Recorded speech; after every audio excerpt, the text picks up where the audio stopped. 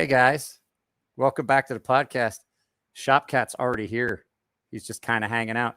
So it tells me there's only one person here, but I don't believe that because I see Murky Ocean and Duke and who is Seraphin and Aiden and everybody in. So if you guys are listening to this on Apple Podcasts, I just would remind you that there is a video version of this.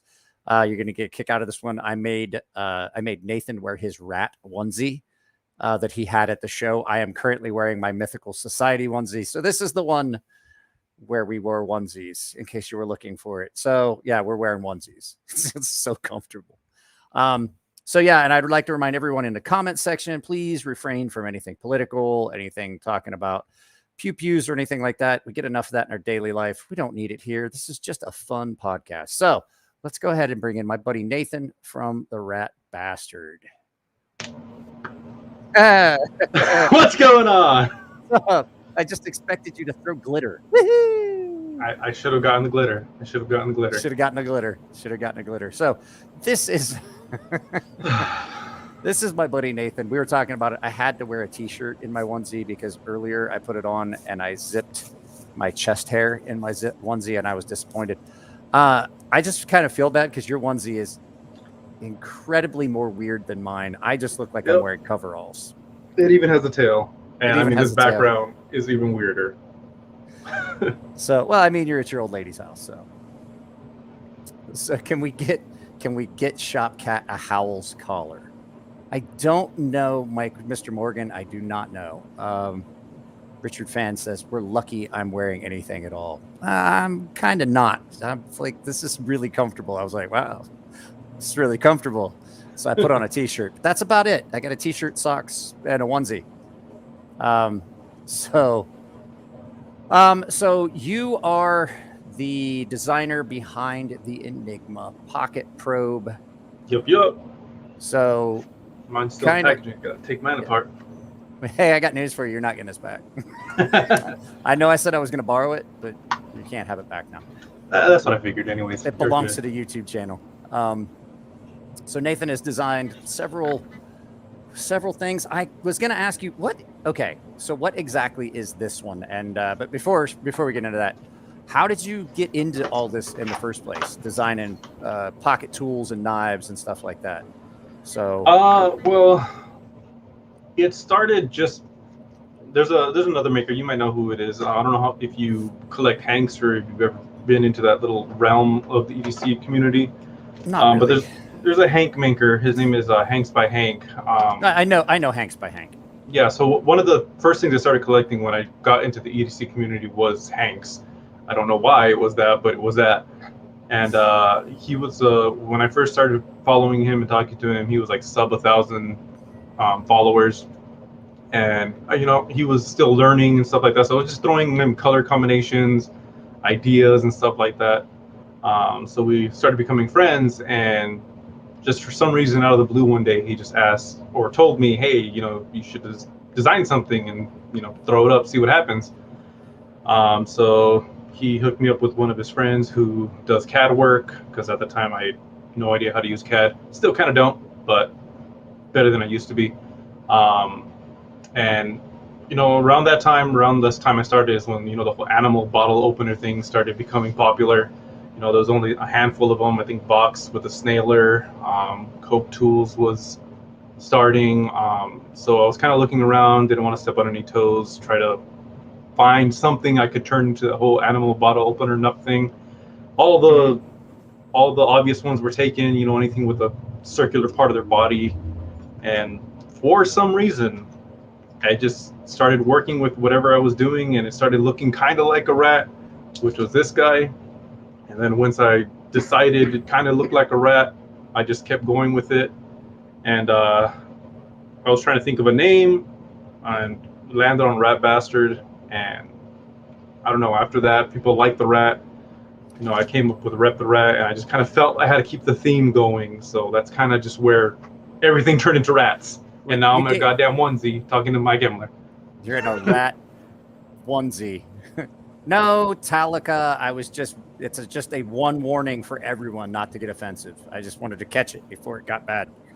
what you said was not offensive. I actually have one of the rats. Is this the same one that you had that you just showed? That is the last iteration. This one is the first one, but yeah, it's the same one. So you could tell like the lanyard hole is a circle. There's a little difference in the eye. The tail's a little different. Okay, so what all features? I kind of know what all features are on one of these little rats. I forgot the actual size of the hexes, but you know, you got a bottle opener, you got your little door knocker, and then you got 3 hex sizes. So you got one in the ear, one right here in the hand, and then one right here at the rear tail. I mean, at the rear leg, and then you lanyard hole. So it only has like 4 or 5 things on there. And it's a bottle opener, and it looks just pretty. It just looks pretty cool. I would have to say that this is the only door knocker I've ever used, I've ever had that did not feel like I was going to break my hand if I knocked on a door. You guys that are listening to this on Apple Podcasts are not getting the air quotes because this is definitely not a door knocker. They're not getting me in this rat onesie in this. No, you should definitely watch the video. I do kind of feel bad because my onesie actually makes it just look like I'm a mechanic in my garage, but yours actually makes you look like. Well, it looks like you would have to sign paperwork and stay away from schools. Yeah, that's exactly, especially with all this going on. So you started with the rat, and then now I do know that you kind of moved into designing some knives as well, right? Yeah. So I technically have 5 knife designs. There's only one of them that I've ever actually made, and then one of them I'm gonna think about making. The other ones I'm not too sure about. But the first one, I don't have a first one with me, and I have a horrible concept drawing of it. The first one was this one. Hang on a second. Let me before everybody starts yelling, let me give you the solo. So this one right here. Is it going to be pink and green like that? That would be awesome. I think I've showed this to you once a long time ago. I think I saw that a long time ago, and I sharpened a knife that you actually had made that was kind of similar to this that. One. Yeah. Yeah. So this was the horrible drawing of it. So yeah, the one that you sharpened is that one, and I made like 2 or 3 of them. It's a nice little knife design. And then that's it. And then the more recent one, which actually has a name. I'm trying to get it production.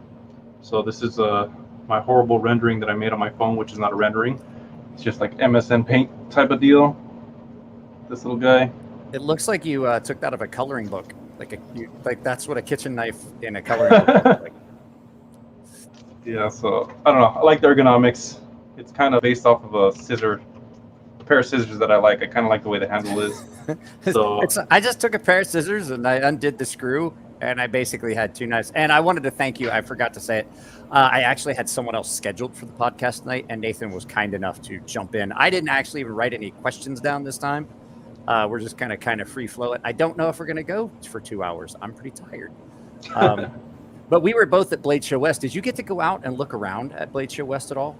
Not really. I kind of just bounced around to the people that I knew that were there. Yeah. Saw a couple of things, but I didn't really get a go around. Like I didn't even all the knives that won awards. I didn't even see them all. I didn't see them all. There's a handful of them that won awards, the customs, and I went around to see them. And like Mike Tyree, his knife was already sold by the time I even showed up, and I was like, huh. Well, that sucks. I was going to get a video of it, but that's cool because Mike's always at the California Custom Show. You guys are going to get footage of California Custom Show because I'm going to be going to the Cali Custom Show as well. Did he get to pay the ridiculous price for drinks at the bar? Did you hear me talking about how much the drinks at the bar were? I got 2, so yes. You did? Oh, you got 2. That's why you had tequila the second day. Yeah. And then I bought one just to have the cup because I think it was in Oregon where I think someone said something, I don't remember. It was one of the shows where someone kind of inquired that was with the it was show. Portland.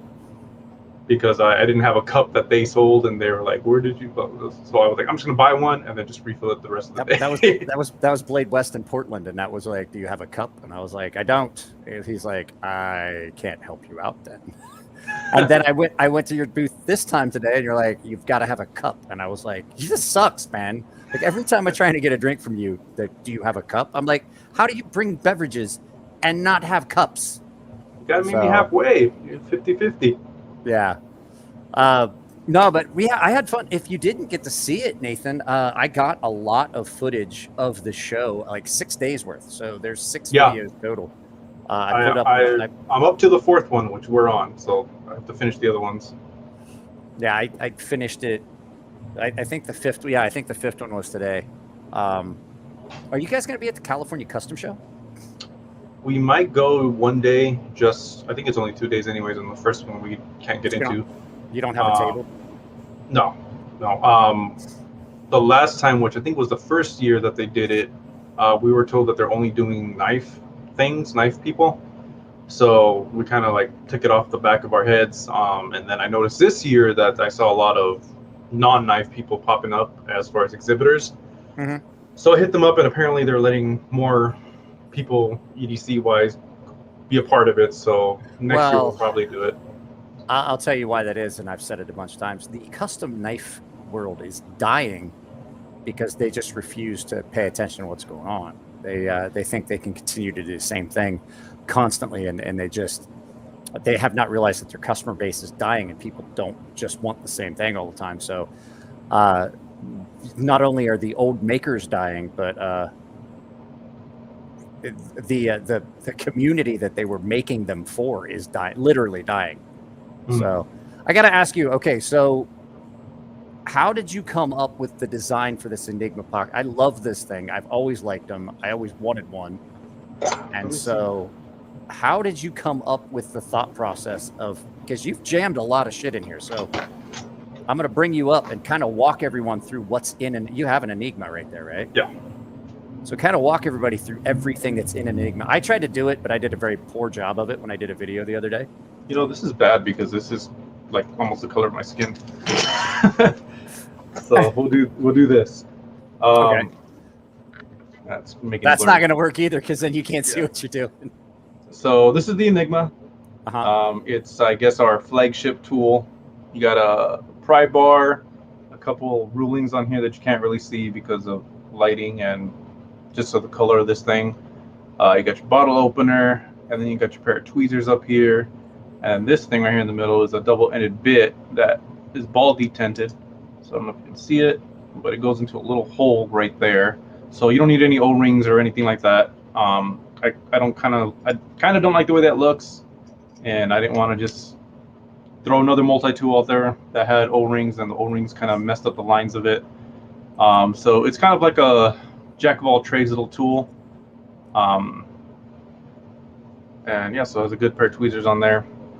And the tweezers are really cool. Yeah, I did copious amounts of research on how tweezers work and how to get good pads and all that stuff. So I really wanted them to be good. I didn't want to just call them tweezers and then they didn't work half the time. So yeah, this thing is just a culmination of a whole lot of trial and error. And so now so this is you have a bunch of different hexes on here. So where are they all? So I know that you've got 2 different size hex drivers on it, or hex bits. So the first one is right here, which is the 1/4 inch. The 1/4 inch, which is what your which the bit goes into. And then honestly, I forgot the size of this one on the back, but there's one right here, right before the tweezer bend, that little square pocket. Right here. So you got one right there. Oh, I'm saying I don't remember, yet my packaging says exactly what's on there. So that would be nice. 5/16. 5/16. Yeah. So. And then you have a standard and a metric ruler on here. Yeah. They're not marked. They're not marked just because I don't know. I didn't like the way it looked on there. Kind of took a vanity thing with that. I figured anyone who's gonna buy this because there's a ruler on it, they probably have some sort of knowledge as to how rulers are. Like me, since I was a carpenter for a really long time, I don't need the actual numbers on there. And then the only last thing on there is what we call the better than nothing edge. It's just a, I guess, non-sharpened wedge for box opening packages, blister packaging, basically anything you can think of. I did open some blister packaging with it, with that forward edge right there. Yeah, so it actually does a pretty good job. Sometimes I use this more than I use my knife. It cuts through cardboard pretty easily, tape really easily. Yeah. So it's pretty. I mean, you've got a couple other pry bars as well that you've come up with. Yes. So I have a couple designs that I don't have with me. At least I don't think I do. But the one that's in production right now is called the Studio. Yeah. Which is just straight up pry bar. There's other than the bottle opener, there's nothing crazy on there. Sorry. There you go. Yeah, it's reversed. It's definitely mirrored. So it's weird to try and show anything. Yeah. So it's just straight up pry bar, all about the ergos, bottle opener, little pry head with the same little wedge on the side, deep carry pocket clip that we make, and then the screws, lanyard hole. Nothing crazy on there. People always ask, people love the Enigma, but they always ask me, if there's a regular pry bar because jack of all trades. You can pry with this thing, but those tweezers in the back, limit you on the amount of force and certain applications. So straight up pry bar. I love the Enigma, but I do have to say I need to get a pocket slip because carrying that in your pocket, because I'm afraid I'm going to pierce a testicle. It's awesome. Hey. So am I allowed to show that? Are you going to get stricken down by the YouTube gods? For what? What? Because it's a tiger? Yes, a tiger. Yeah, sure, it's a tiger. Yeah, I don't know why I got struck down by the. I mean, you can't even show what you're drinking if you're drinking a beverage. So I don't know. God only knows what YouTube. Oh yeah, I just got to pop that open. So yeah, bottle opener. Hey, how convenient. Cheers, Mike. Hey, happy Friday, everybody. Cheers, everybody in the comment section. Papa didn't raise no commies. I wanted to mention this. Steven Crowder got suspended again from YouTube. If you want to support him, go to Mug Club and order a mug, or the Crowder Shop. Actually, go to Mug Club and just watch his show off of YouTube, and then order a mug off of his merch store, Crowder Shop. Shopcat's here. If you guys didn't notice, Shopcat's hanging out here. He didn't go in the house. He decided to come out here. Shop Rats right here. Shop Rats right there. I got to see 2A Dave. I got to meet 2A Dave at the show. It was kind of nice to actually have someone that was almost as tall as me at the show.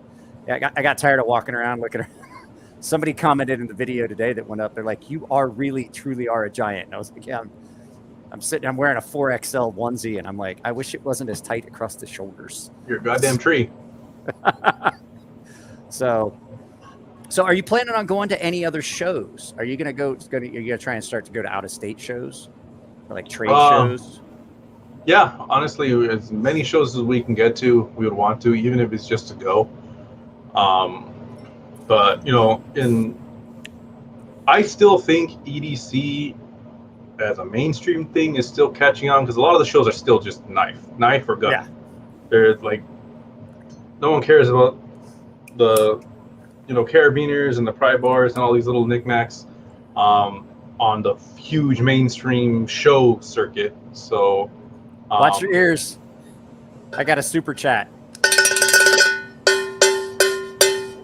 I actually got two of them. Walt and Aiden. Is it Aiden? I don't know. Yeah, so horrible.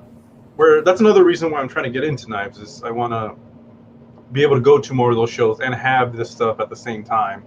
But yeah, any shows, even the one in Paris, all that, anywhere we can go, we want to go. Yeah, I want to try and make it to that one in Europe. Did I get to? So I don't know if I got a chance to show you what I got at the show. Typically, you know me. Typically, I don't buy much at the show. Things that I have bought have been lotteries that I won, and it's because somebody paid me to go to the show and enter the lotteries. Every once in a while, like I've bought a couple things, but typically I buy it because I go as a proxy for the lotteries. But this time, I got this. Yeah, I didn't see yours. I saw Nico's though. I got to play with that thing. Is so fun to mess It is with. so fidgety and so dangerous. Hey, you beautiful dolphin! What are we talking about? Hiking with the Viking. Oh, hey, yeah. So yeah, everybody that's here. My favorite crayon eater is here. Was he a Marine? Yeah, he was a Marine. So I'm not sure what color tastes best, but figure out what he wants. And we're going to send him a whole bunch. So the whole time we walked around the show, I honestly have to say, like, I wasn't joking. You had like the coolest looking table at the show. Like, you had all kinds of like Thank you. furry little. You had like the Meep toys and all that shit. But how many models of pry bars and stuff do you actually have available? I know you have the Enigma. I know you have the, what was the other one you called it? The Studio. The Studio. We had one called the Sliver, which was actually the predecessor to this one, but it's discontinued. This is an unfinished one, but you can pretty much see. Let me give you the whole screen here. You can pretty much see that they're almost identical. I remember seeing that. That was on Elliot's desk at one point. Yeah. I think, yeah. But this one's discontinued. I have the tab, which I haven't made in feels like 30 years. You're not even. Are you even that old? Huh? Are you even that old? Yes, actually.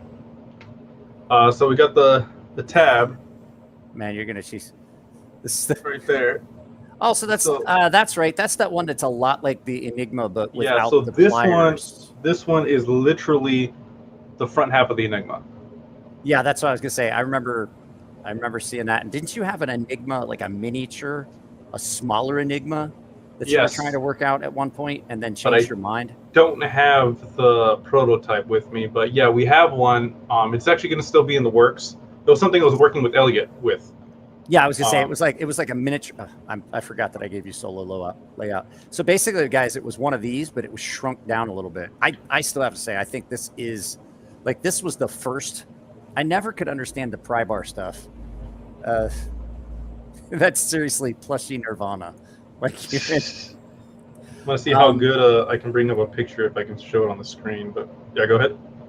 So I had never really gotten into pry bars. I never really saw them as like something I could use. And then I saw yours, like it was sitting on the desk at Elliot's. No, it wasn't. You had brought it up and you were showing it to Elliot and you were asking about like how hard would it be to get it laser cut and machined or something like that. And then I got to see it and I was like, oh wow, that was that's really cool. I forget how you had them done before. You were looking at a different process. Yeah, they're water jetted. I would like to go outside and drag that dude out of his car and just beat him with the stick shift in his car. Like yank it out and beat him with it. Boy, he's not operating it very well. No, you didn't hear the stereo. Like every time, like he comes through here, and like now it's not too late, but he'll come through and like wake my kid. That's not going to show up. No, I don't think so. Let me see. Oh, there we go. Yeah. So that was the miniature. Yeah. So this is the mini one. It's really small. It's probably maybe about 3 inches. You should call it the cryptid. Call it the cryptid. It was actually supposed to be called the Mini, MIN-E for Mini Enigma. Yeah. But yeah, it's a small little tool, something you can put on your keychain. We had developed like a Kydex sheath while Elliot developed it, him and his infinite wisdom. So it's gonna be like a good little keychain thing or something you can carry around your neck. Still in the works though. I'm sorry, I'm sitting here. I have such a difficult time putting the bit back in the back in my tool.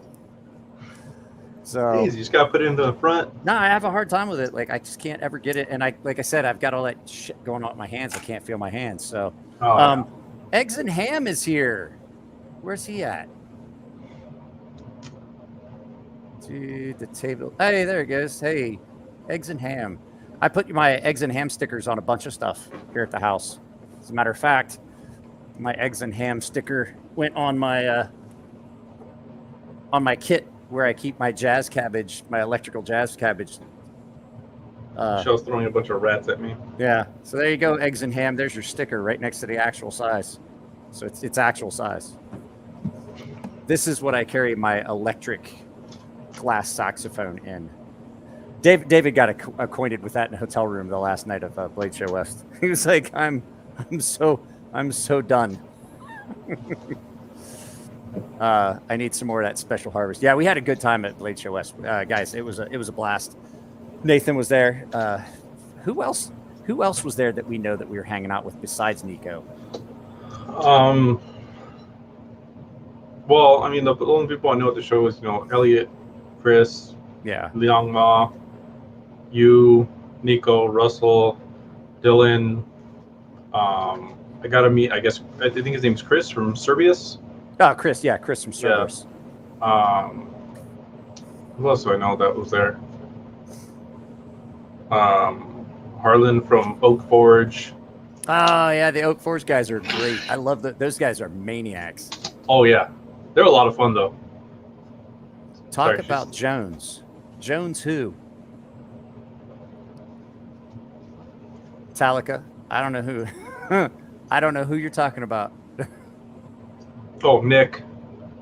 But everyone knows but Nick doesn't know. Yeah, Nick. Everybody knows but doesn't know Nick. Nick and I had a fun ride up. Everybody was like, "Oh God, what's it going to be like?" Nick and I didn't even talk about knives. We just bullshitted all the way up.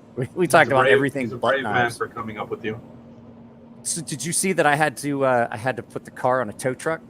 Yeah. Yeah. On the way back, I was like, "You sure?" I called Nick.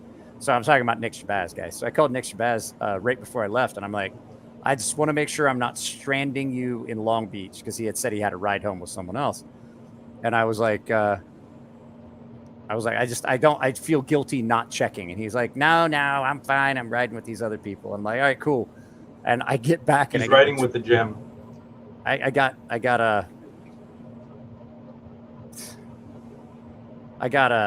back. We're not going to talk about any of that crap that you want to talk about, Talika. So I got like 25 miles from my house, and I had a blowout. It didn't blow all the way out. My tire just started to come apart, and I was like, the tool for the locking lug nuts was in a bowl. Don't talk about Nico like that. It was in a. I said Talika. I didn't say Hobbit. No, you said the tool.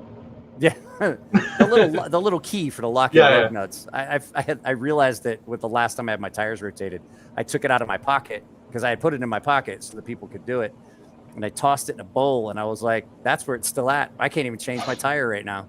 So I have AAA, so I just had them tow it, and I put new tires on the car the next day. Yeah, Nick's really cool. I'm lucky. I don't know how many people know who he is, but he's lucky to have shared that with me.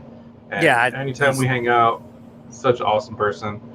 A lot of people just think he's a lot of people think he's like an asshole, or he's like he's just a really good dude. Yeah, I've never had an issue with him. So how did you actually get into the EDC stuff? Because I didn't script any of this. It was something that I always I know we talked about the Hanks and Hanks.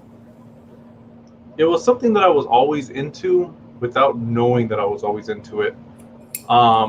So I've always been into knives and having things, preparedness, stuff like that. Not like survivalists with all that stuff, but like I've always liked to have things to help me get through like everyday stuff.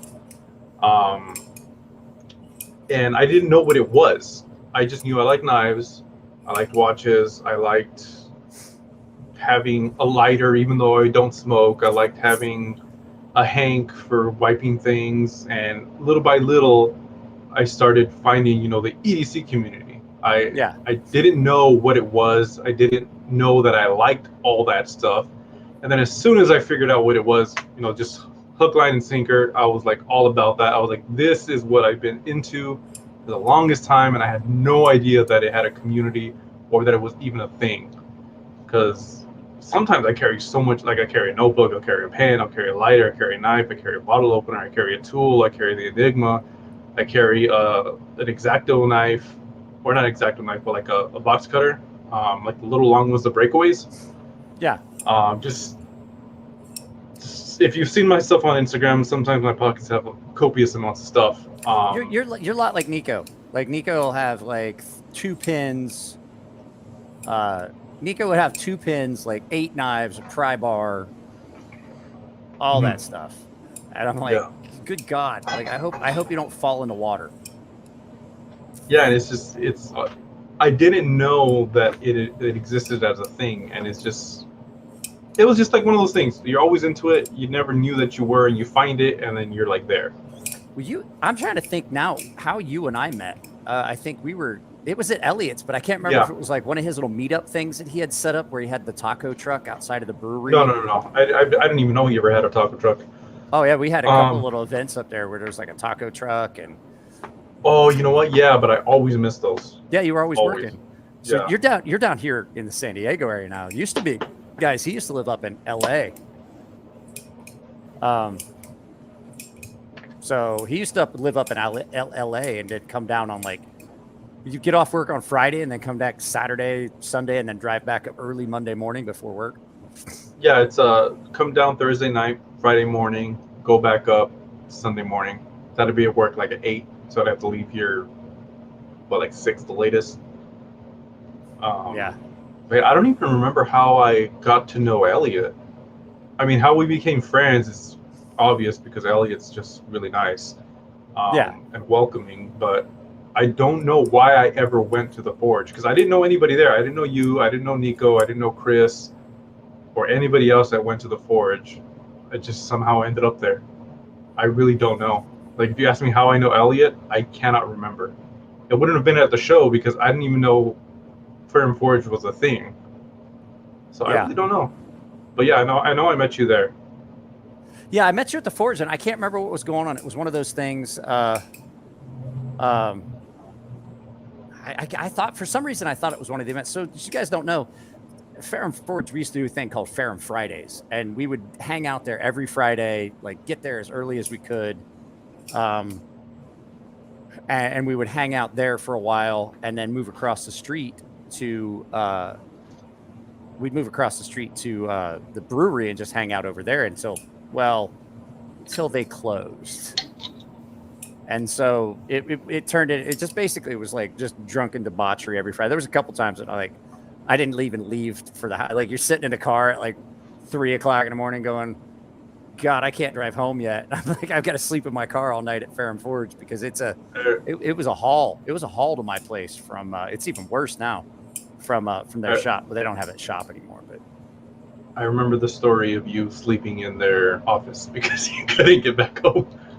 Yeah, I couldn't get back home. And then there was a couple times that I slept up there because I just was working on knives. They started letting me use the shop. And I started working up there, and I just was so tired. I was like, I got to lay down and go to sleep. I'm too sleepy to drive home. And, I'd always carry my pew-pew when I was up there, and I fell asleep on the floor under Chris's desk, and I woke up like as the sun was coming up, and they had this great big, like a fathead wall hanger of, the fathead designs, the really the really accurate ones of Chewbacca on the wall. Oh yeah. And I woke up and I didn't know where I was, and all I see is this great big looming figure right next to the door, and I almost put a hole in it. And I was like, it's Chewbacca. That thing caught me a couple of times just walking into the thing when I first didn't know it was there, and I still was getting used to it being there. I walk in, I'm like, oh, and it's so tall, you don't know if it's Elliot or not. Right. So Michelle says that you met Elliot at USN 2016. I remember I bought my first knife there. First Fair & Forge knife there. What knife did Michelle get? What was Michelle's first Fair & Forge knife? Well, to be fair, I know like the majority of the EDC community because of Michelle. Because I'm very introverted, she's very talkative. So, like Liang Ma, I only know Liang Ma because of her. It's funny to watch you two together because you are kind of like quiet and everything, and then she's just like all over. I wouldn't know half the people I know from the EDC community if it wasn't for her, because she's just so friendly. She's friendly. Gregarious. Gregarious is the word you're looking for. Very outgoing. And I'm very just like, what's up? I just want to sit back and not talk. So I have to ask you, since we're on EDC and knife stuff, what was your first knife? The first knife you ever had? First knife I ever had, I surprisingly remember, is the Spyderco's Spyderco's rip off of itself. I don't remember the name of. I think it was Bird. Is Bird their rip off brand? No, Bird was their budget line. Yeah, that's what I call it. Their rip off of their own knife. I don't know if Bird knives are even still around. We can check that. So go ahead. I'm listening. It's. I don't remember the model, but I remember what it was based off of. It was the Bird version of Dragonfly. And it was a stainless steel model, and that was the first knife I ever bought and carried that wasn't like a Leatherman or something. Because the first EDC tool that I ever bought was a Leatherman Squirt. Oh, okay. I had a Leatherman Squirt. That's the one that had it was a really small one, but it didn't have pliers. It had scissors, right? I had the one that had pliers. Actually, Michelle has it now. I gave it to her. That was the first EDC tool that I ever bought, and it was pink. It's pink. Hang on a second. So Bird knives are still around. And so if you guys that haven't seen one, I'm pretty sure everyone has, but let's see here. That is basically... Yeah. That's basically an Endura with a different hole. So Bird makes those, and they make them in China, and they're usually in a bit of different steel. What is this? What's the steel on this? 8CR18 MOV, which is 9CR is not a good steel, and 8CR is 9CR is not a bad steel, but 8CR is not a good steel. And I have a knife here at the house that's in 7CR.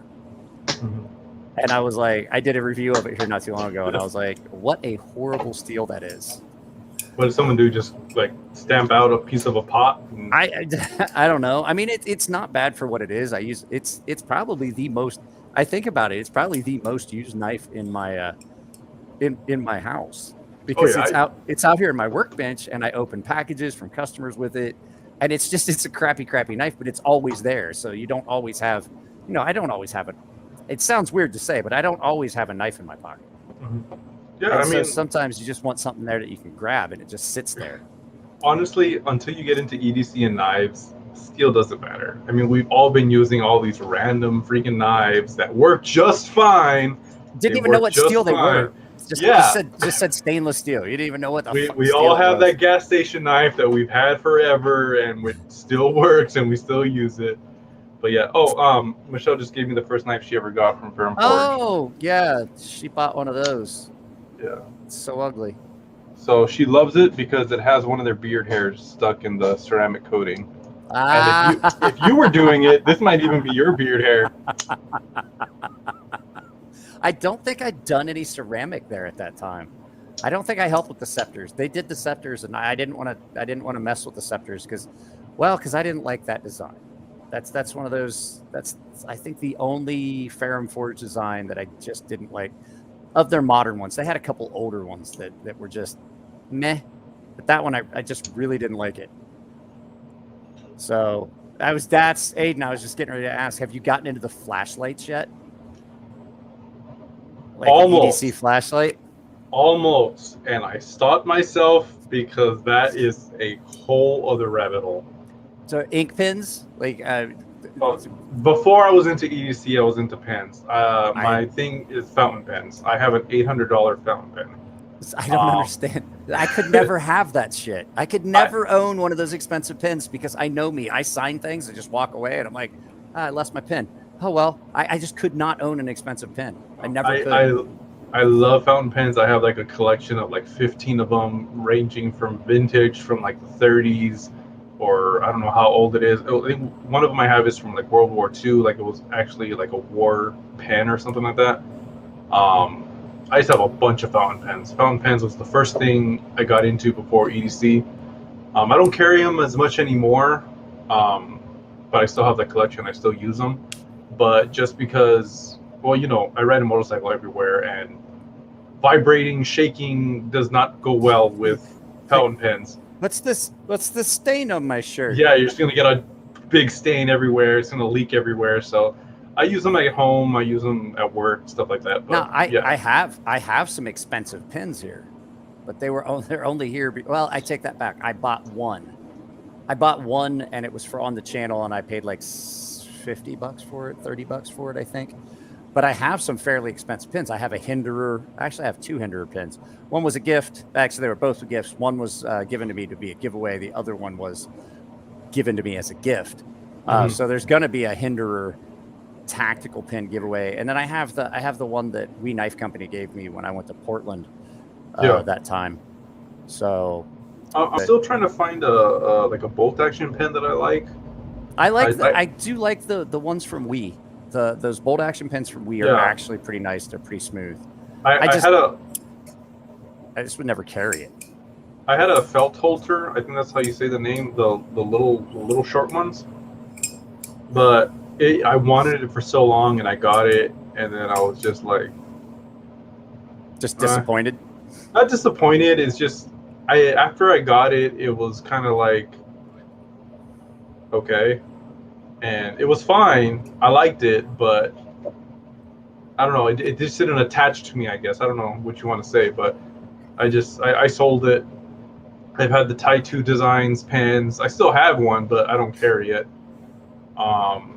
But like ballpoint pens, I don't get into those too much. I like the fountain pens because to me the whole thing is like, you write with the same tip all the time.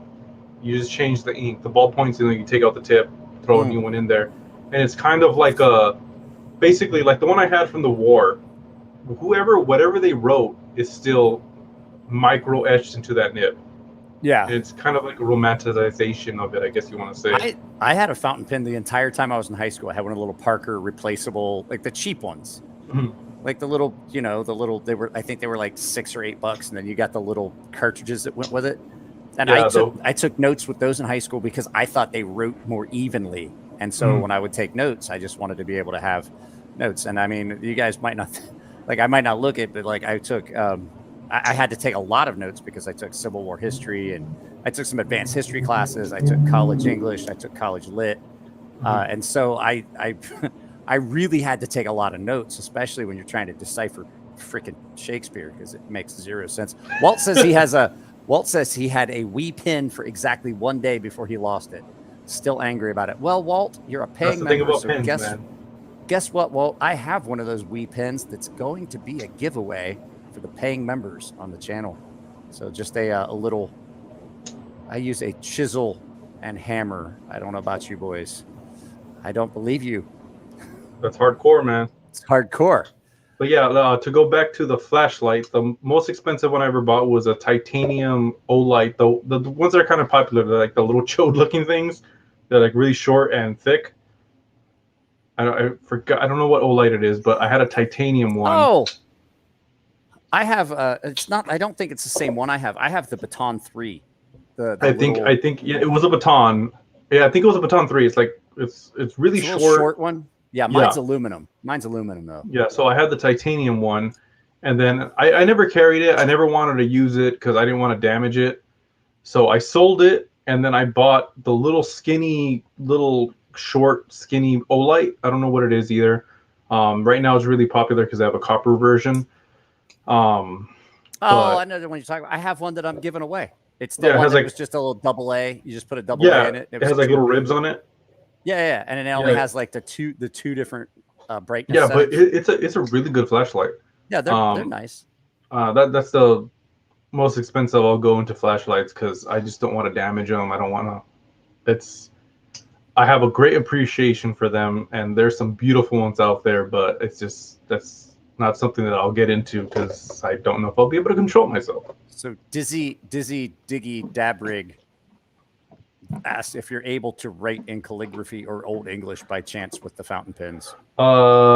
Yes. I taught myself how to write in calligraphy and Old English. So for the Old English, I'll use the Pilot Parallel.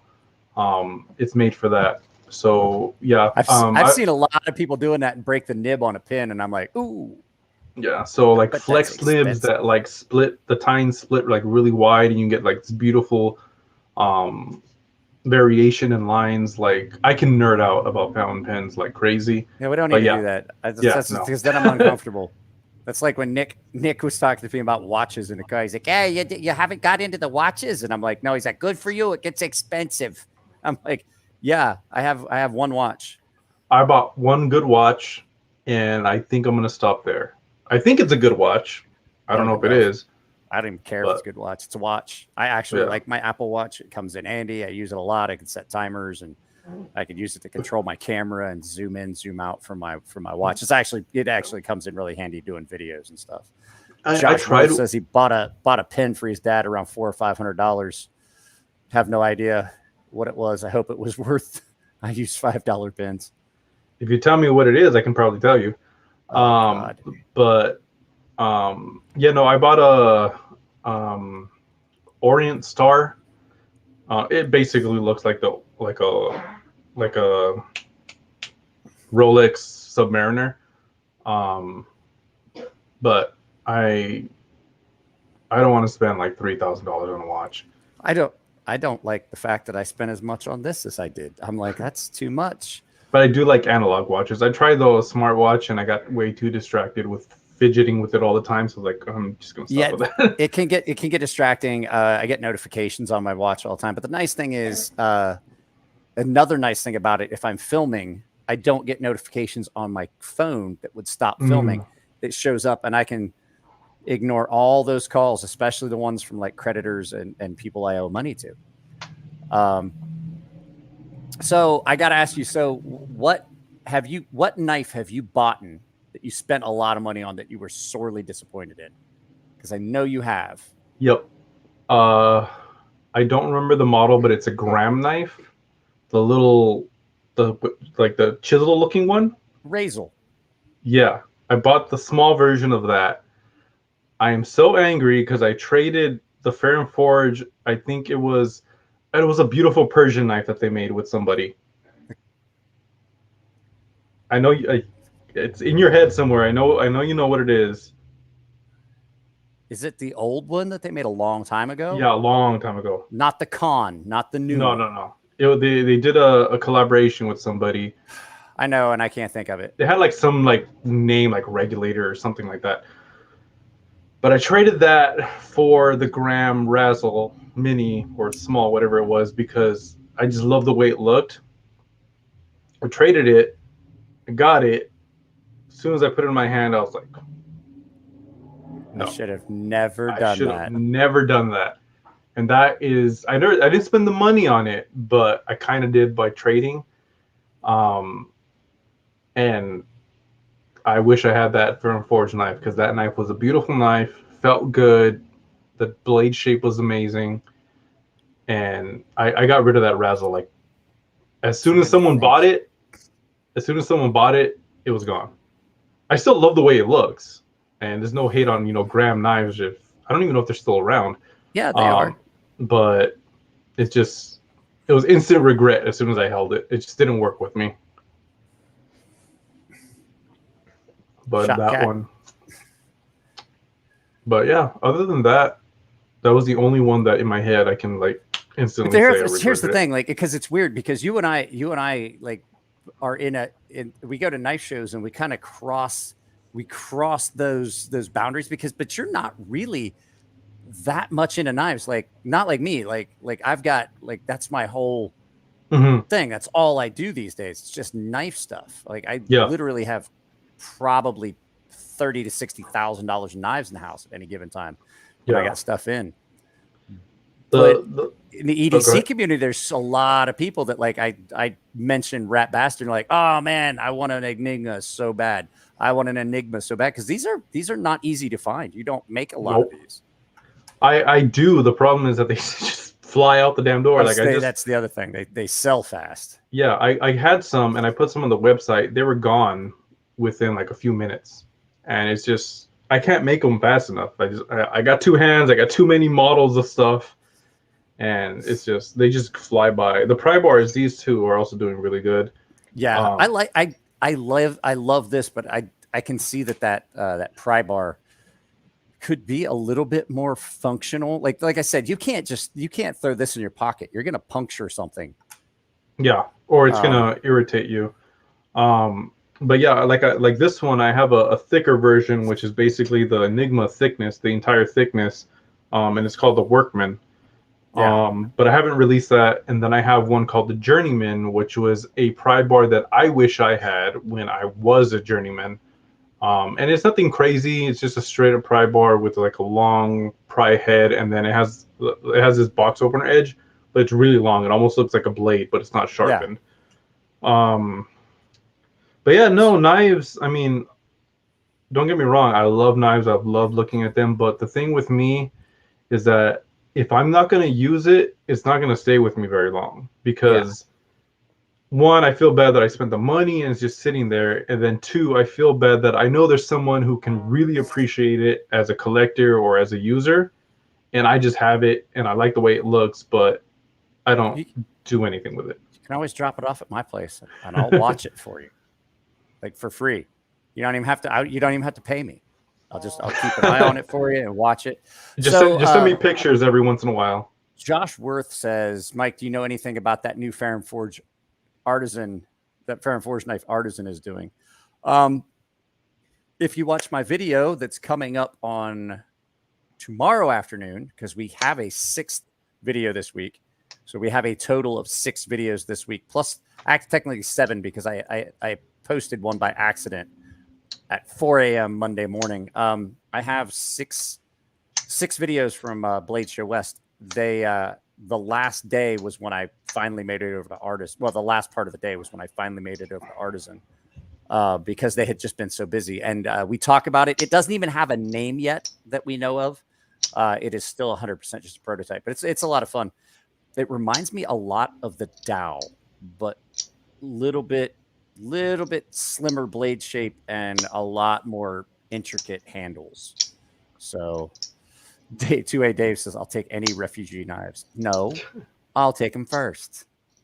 The Oppressor. That's the name of the Fair and Forge knife, the Oppressor. You had the Oppressor. That's kind of a rare one, too. I had one. It was number 9. And I saved it for a goddamn razor. Of all the things to trade it for. But I mean, I can't say anything because like I used to pick on Nick Shabazz. Like I literally would, every time I got a chance to talk to him, I would bag on him about how much he loves the Graham razor. And I'm like, I just don't get it. And then I got this and I'm like, I kind of get it. Like, cause this is really similar. That I want. In blade shape. You can't have it. And I've held one and I want it. You held this one. You got to mess with this one at the show. Yeah, and one from their direct pockets, and I can't remember their names right now, and I feel kind of bad about it. But John and Eric. Yeah, John and Eric. Blade Show 2 years ago, I met them, and I told them I've never held Norseman, and they're like, "Oh, here," and they just give me one from their pocket and let me walk around the show with it without like supervising me, and then I just gave it to them later. I love those guys. They have been so cool. They actually recommend my sharpening. One of the coolest things. Who would it? One of the coolest things was when I sent an email to John Grimsmo. I showed him I finally got one. I've been looking for one of these for a while. I know a guy from go ahead and say it. I know a guy from Arizona Custom Knives. He reached out to me, said, "Hey, one of these came in." Said, I know you've been looking for one. Do you want me to hold it? And he said, it's exactly what you want. It's a reverse honeycomb. It's one of the medium serial numbers. It does not have a steel lock. I do not like the steel lock bar insert. It changes the way it sounds. It changes the way it feels.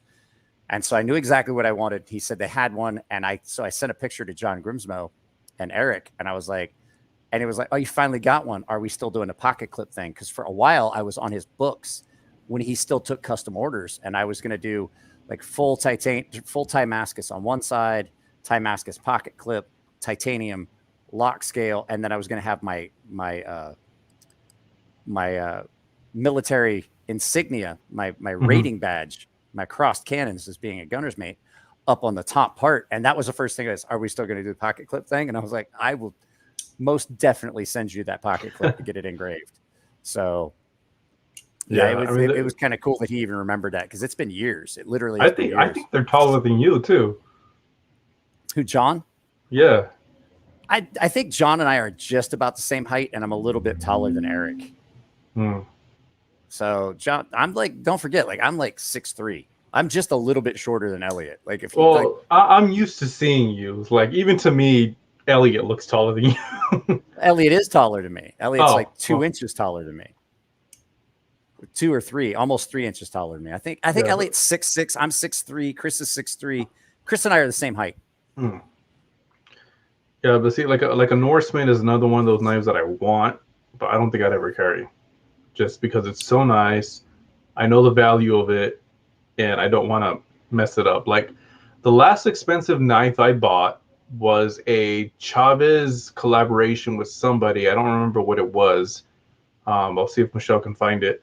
But that was the last expensive knife I bought, and that was like 2-3 years ago. It wasn't the Ferrum Forge collab, was it?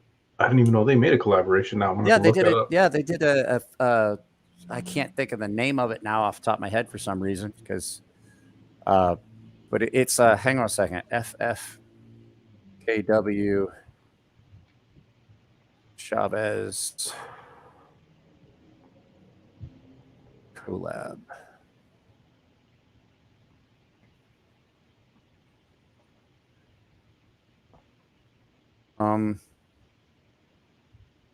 That's not at all what I wanted. I don't know why that didn't come up the way I wanted. But yeah, that was the last expensive knife I bought, and then after that, like for the longest time until I lost it 2 weeks before Blade Show West, I just had a Benchmade bug out, and that's what I carried. And I lost it, and then I picked this thing up from Artisan. The Low, I don't even know how to say his name. That is that the Losanico or something like that? Is that Ray Laconico? Yeah, Laconico. There you go. Yeah, so I got that one. Yeah, Ray's a really good designer. He I got this one from Elliot. Yeah. Is that the Stinger? Yeah. Yeah, Stinger, that's one of my favorite production versions they've done. 2A Dave said here, he said Norseman, but the action though. Where did he say? Where did he put it? Oh yeah, so Dave is like 6'2". I'm taller than Dave, but his son is 6'6". He's like Elliot's height. Any Shiragorovs? No, because we know. So Aiden says, any Shiragorovs? It's like, no, because we know how to spend our money wisely. Because I don't think I've ever held one. You've held one. I had one at the shop. I remember showing it to you. I had one that was in on loan. I did a video about it. They're really good knives. I just think they're a little overpriced. But then again, you can say that about this knife. I just really like this knife. Yeah, man, you can honestly say that about probably this knife if you talk to someone who's used to carrying Walmart specials. That's true. And then Eggs and Ham says, "Ew, Norseman," but the action on it though. I got news for you. I really like this. It's really useful, and it's a great. Now I carry it all. I'm carrying it in a onesie. I would have agreed with Eggs and Ham before I felt it and saw it in person. I never wanted one until I felt one because how thin it was, how just the way it feels. Like it doesn't look that attractive until you see it in person. Yeah. Well, he saw it. Like, so we had dinner the first night of the show. We all had dinner together. That was a night that I was so hungry that I was like, I almost stole Big Red EDC's food because if I was at the point where like if they didn't bring food out soon, someone could get hurt badly. So, excuse me. 2A Dave says that Artisan Arian is going to spend a lot of time in my pocket. Is that what this is? Dave, no, that's not the Arian. Oh. Dave, did you get the Arian is the Arian was the Cerberus knives design.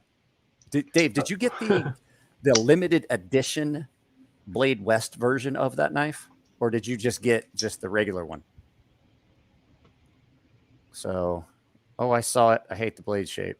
A lot of people don't like the blade shape. I find the blade shape really, really useful on the Norseman. Not interested in any. Yeah, No Mojo says not interested in any knife I'm afraid to use due to cost.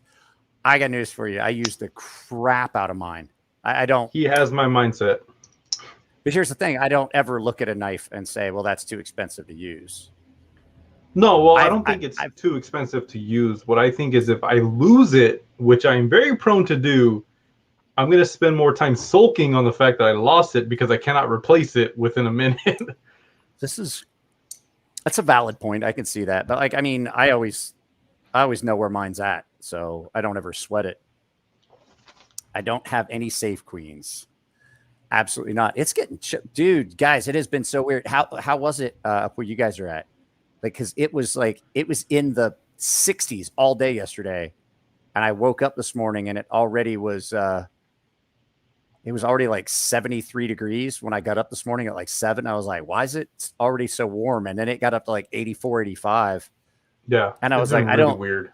I don't like that whole rapid change in temperature that we've got. We're like that point where it's like 90 during the day and like 50, 40, 30 at night. I was gonna say it was like 47 degrees when I got up this morning, or when I went to bed last night, because I went to bed fairly late and it had gotten really cold. And then I woke up. I think I woke up at like 3 or 4, and it was like, I want to say it was like just right at like 47 or 50. And then I woke up at like 7, and already it's like 70 degrees. I was like, oh, it's gonna be one of those days. And those are the days that make everything hurt when you have that 30 degree, 40 degree temperature swing. Yeah. I'm like, why is everything hurt? So what are your plans for the future of RatBastard design? What's the plan on moving forward? I've changed the idea so many times. When I first started, I just wanted to be like a Gerber, just in everyone's pockets, affordable, all that stuff. But I realized that there's not that there's competition, but there's just so many companies already doing that. And it's easy to find. Go to Home Depot, go to Walmart, go to Target, and find any little knickknack that you want to get. I mean, you can find like a monkey-shaped bottle opener for like $5. It's not very well designed, but you can get it. And that's my whole thing, is that I want to create well-designed, well thought out. But can you get a Balisong one? Like that. I mean, you can buy. That's also a button, a push button opener. No, but like you can find the blade or something that's very similar at like Home Depot if you wanted to. Probably not exactly like that, because it's actually kind of different. But like, I don't want to necessarily be a budget brand, because you cut too many corners. You either cut corners in ergonomics, you cut corners in material, you have to cut corners if you're going to come down to a certain price point. I can't sell this no matter how hard I try for $10. Never going to happen. But how much are they? I mean, I forget because I stole mine. 75. I literally walked up to the table. I was like, I'm taking one of these for the show, for the channel. He was like, oh, okay. And I don't know if he thought he was getting it back, but I 100% stole that bitch. I already thought, in my head, I already made up my mind you were going to keep it. It's good, because I'm going to keep it. I know you already. But no, like these are $75, and even with that markup, it's still compared to what on shelves. I can't keep them on shelves, and honestly, if I start cutting the cost on those things, I have to start cutting corners somewhere. Yeah. And these, I've already started machining certain parts of them. There's certain parts like the on these. If you get an older one, you can see that the logo was lasered on the older ones. You can see that the rulers were lasered on the older ones. Now they're milled in there. The logo is diamond dragged. The pry bar is machined. This is machined. Everything is like really well cleaned up. I was gonna say these are a lot slicker and a lot. Oh, sorry. These are a lot. Actually, these are way nicer than the first one I saw. And the first ones I saw were nice, but I think there was still a lot of. You were having to do a lot of hand, like squeezing together and sand. Like you were having to like run sandpaper in between the tips. Yep. The guys, like, so those are like you can't see any light through there. And I actually picked a piece of metal out of my finger with these earlier today, and I was like, huh, those actually work really well as actual pliers or as actual tweezers. And that's why I made them, because I like to have tweezers on hand. You know, I've worked with wood for like 7-8 years as a framer. Not the picture kind, the house kind. People always ask me, you used to make, you know, picture frames? Like, no, not that kind of framer. And then when I started getting into this, same thing, little metal shards and all that. So this was actually a tool I made for myself I want these two things together, because I always need a pry bar, always need a bottle opener, because I'm pretty sure, you know, as someone who works with metal, trying to make knives or whatever, you like to have a beer while you're doing it sometimes. Okay, guys, let me lay that out for you. He says like to have a beer. I do not. Aaron Frederick and I talked about it. Elliot Williams and I talked about it. I do not know a custom knife maker besides Jim Skelton who really doesn't drink, that does not have at least one, maybe two beers before they even touch a piece of metal to the grinder. Yep. And the reason is because it's nerve-wracking, because you look at the cost. I mean, like the cost of steel, the cost of belts, and if you screw that up, you're out that cost. You still have to provide. Like if a customer pre-ordered something, they don't care that you just screwed that blank up. What they care about is the fact that they pre-ordered something. You can't go back and say, yeah, sorry, I can't make your knife now, which does suck. I've actually had to do that because I had bad blanks that was no fault of anybody's. I was like, look, I just have to give you your deposit back because I can't. The steel is bad. Like the steel is bad. Yeah. I can't do anything about that. But you have to refund them or make it right, because you can't just tell them, well, you're getting this crappy product because that's just what happened. Well, I mean, like when I did the No Budget says I'm a wood machinist. Good tweezers are invaluable. What I was saying, like I said that the down payment was non-refundable and that like any eventualities and things like that. But the fact is, like, that's not their fault. Like if they backed out, they were out that money, but that's not their fault. Like I just can't make that knife now. So I had to reimburse them, even though I'd already spent that money. Like I'd spent the money on abrasives. I'd spent the money on the steel. I spent the money on handle material, screws and hardware and things like that.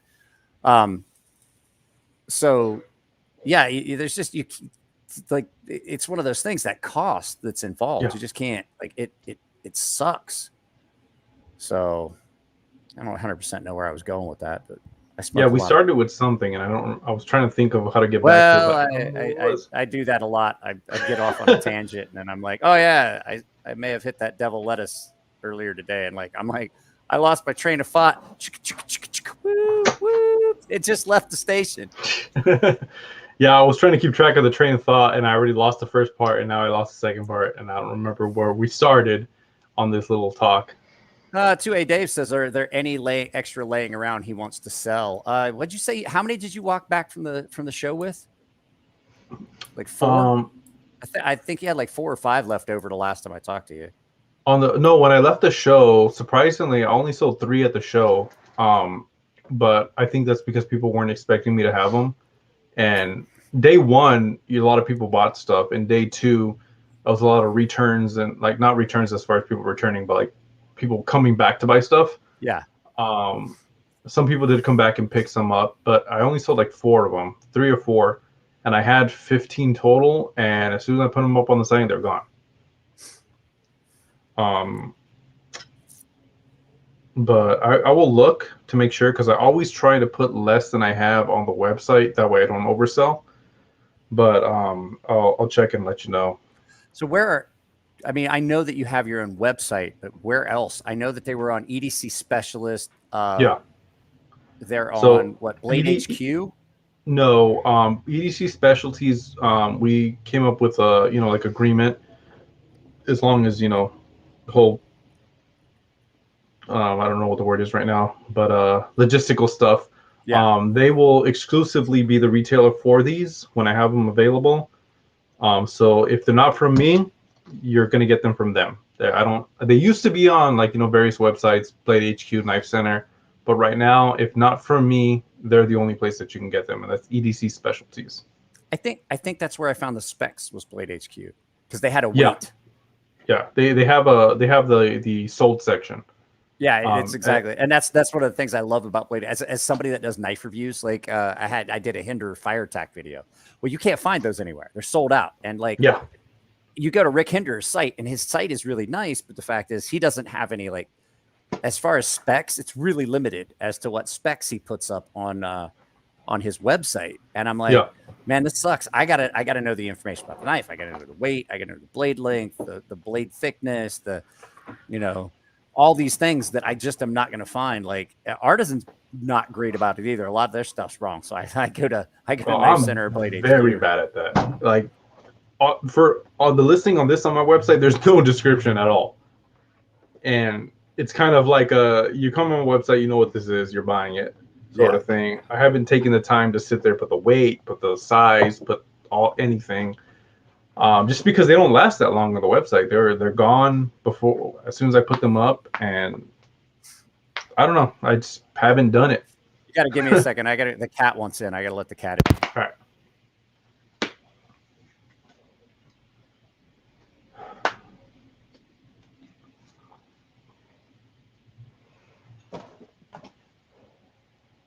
I keep pushing the mouse. There we go.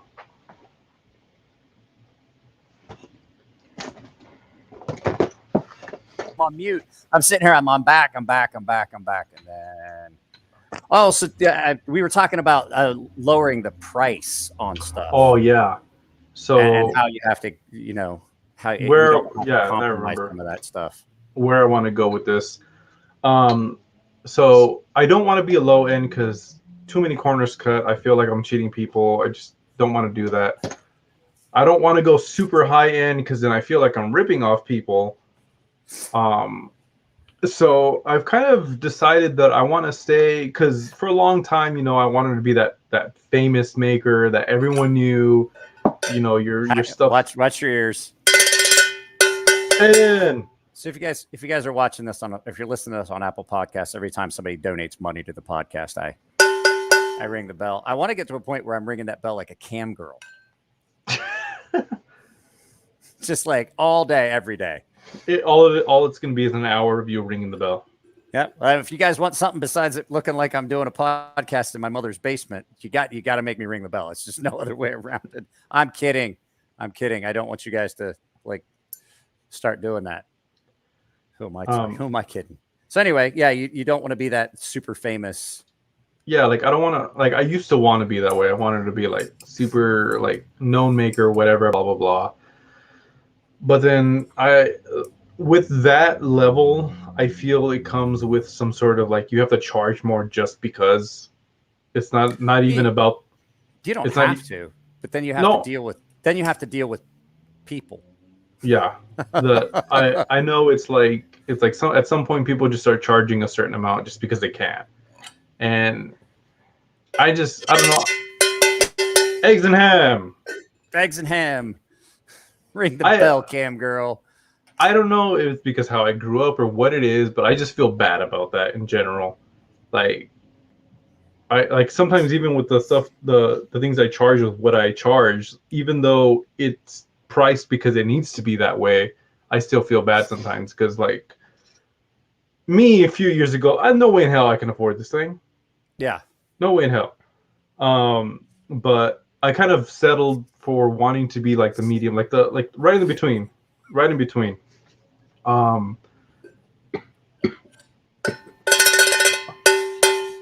I literally have a tail. So there you go. Literally has a tail. I'm also wearing a onesie. My onesie just looks like I work in a garage. This is my Mythical Society onesie. I got to tell you the story about the onesie though when we get done. But yeah, I get where you're coming from. Like once you set a price, like it seems there's a lot of guys that like you feel like you have to set a price, but I honestly don't agree with that. I think that people do that because that's what they've seen done.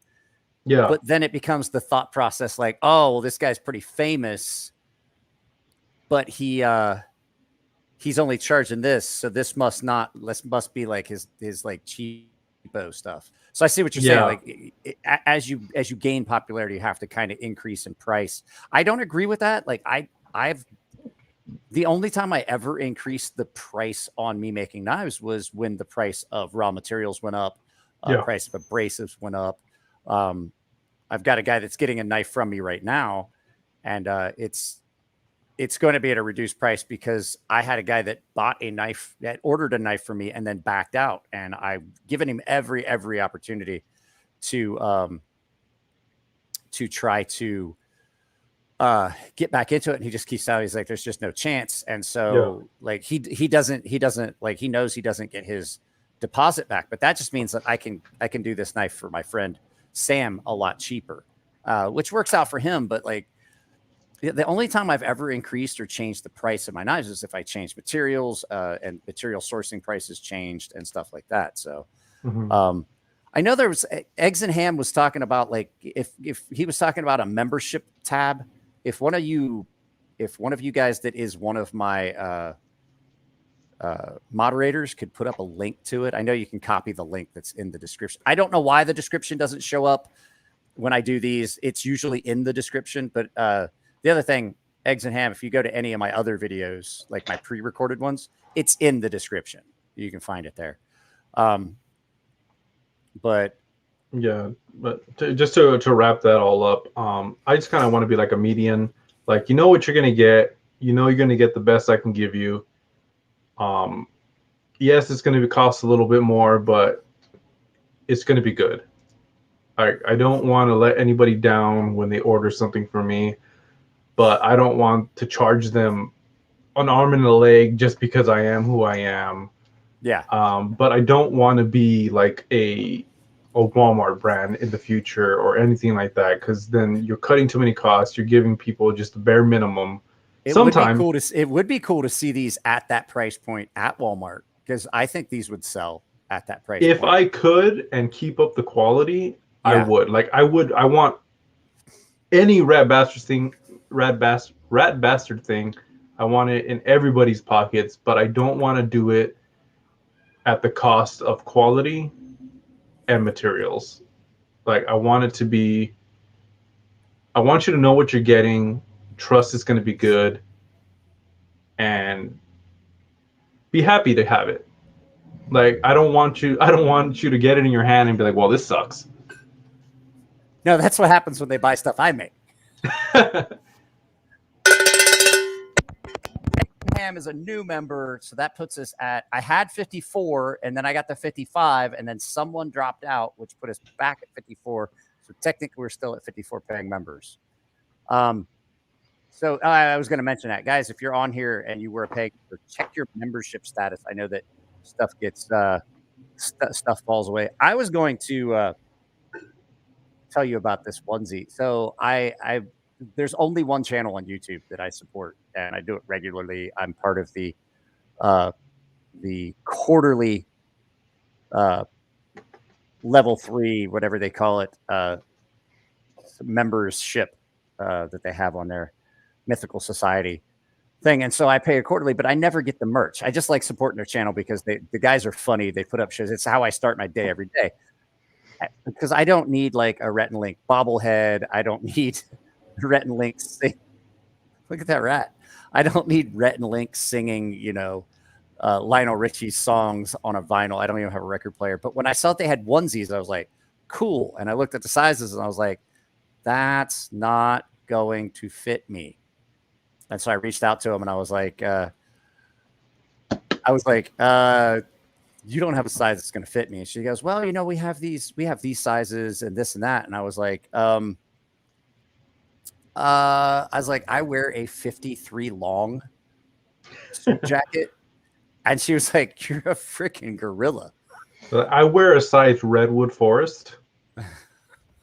So they found this is a 4XL onesie, and it's a little tight across the shoulders. It's a little tight across the shoulders, and when I stand up, the back, like the torso is not quite long enough, and so it kind of rides up in the crotch, which is why I'm not going to show you the entire thing, because you don't need to see me with a wedgie. I've seen it. You don't want to see it. He's like, I've seen it. You don't want to see it. I support a lot of channels, mostly Pew, you, and Jared on the knife side. Yeah, there's only one channel. Now, I give Jared like super chats and stuff all the time, and that's just because we do that back and forth. Every time he drops a super chat on my channel, I basically drop the same amount back, because Jared does enough to support my Jared does enough to support my channel already. Like, you wouldn't have content if it wasn't for Jared over at News Knives. Where's that mammal toe, bro? 288 XL are my undershirts. I wear 2XL shirts, but like for this, it's like a 4XL, and the sleeves, when I stand up, like the sleeves are too short. I'm like, how's it still small? But does the Enigma have? It does. So this is, if you look here, I will give myself solo. So if you look here, this is the metric, and then this is the standard. And then there's your pry bar. That's the wrong end, Mike. Point at the right end. There's your pry bar, and there's that, like that wedge that he was talking about that you can use as a blade. As you can see, I've already used it. That's what. It's the main reason you're not going to get it back, is because I've used it. Like I dinged up the front of it because I was using it as a spudger. Yeah. To take something apart. So I was like, it's useful. It is. It is very, very useful. And it's all scratched up and everything. So, but a lot of the time it sits, like your rat sits on the, I don't know if you've seen like the back of my workbench in some of my videos. Yeah. I've got my broccoli skull that was a gift. You gave me this. This was a gift. It sits back there. My Zippo lighters, a bunch of stuff that's just like random stuff that I just like having out. So a lot of times that's where this sits. That's why it gets used, is because it sits back there on the top of my workbench. That is a ship to OZ. Where's OZ? Does you ship to Oz? Does it go over the rainbow? Can you send it somewhere over the rainbow? Oi. Where is I Oz? ship worldwide. Worldwide. There you go. So it's not a restricted item. You can definitely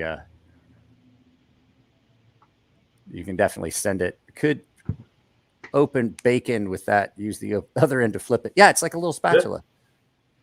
Yeah. Australia. I have people use it for all kinds of things, like things I never even intended it to be used for. And I was plucking my nose hair with it earlier. Like, I was like, it works pretty good. That's the point of this thing. That's why when I launched it on Kickstarter, it was, or even on the packaging, like it says, it's everything you need, nothing you don't. It's just a little handy thing to have with you. Just put a little flashlight in it. See, now you want people to pay like over $100 for this thing. Yeah, I want you to start making more money. I want you to not have to do other jobs. I want you to just be able to do just this. That's the whole point of a business, isn't it? That's why we're doing this. It's like some of the reason that's why I always stop at your table for the channel, because I want to get some. I know I don't have a huge platform, but I try to get some exposure for your stuff because I like you and I like Michelle. I think I like Michelle more than I like you, but I like you. Everyone does. It's okay. She's just like a big ball of energy. Like I come into the show hungover and I'm like, I'm in a bad mood, and I talk to Michelle for a minute, and then I'm like, how could I not be in a bad? How could I be in a bad mood? I just talked to Michelle. Then I walk away and I'm like, oh, that's how. There's people here. I do have to say, the tweezers definitely work better with this out. Yeah.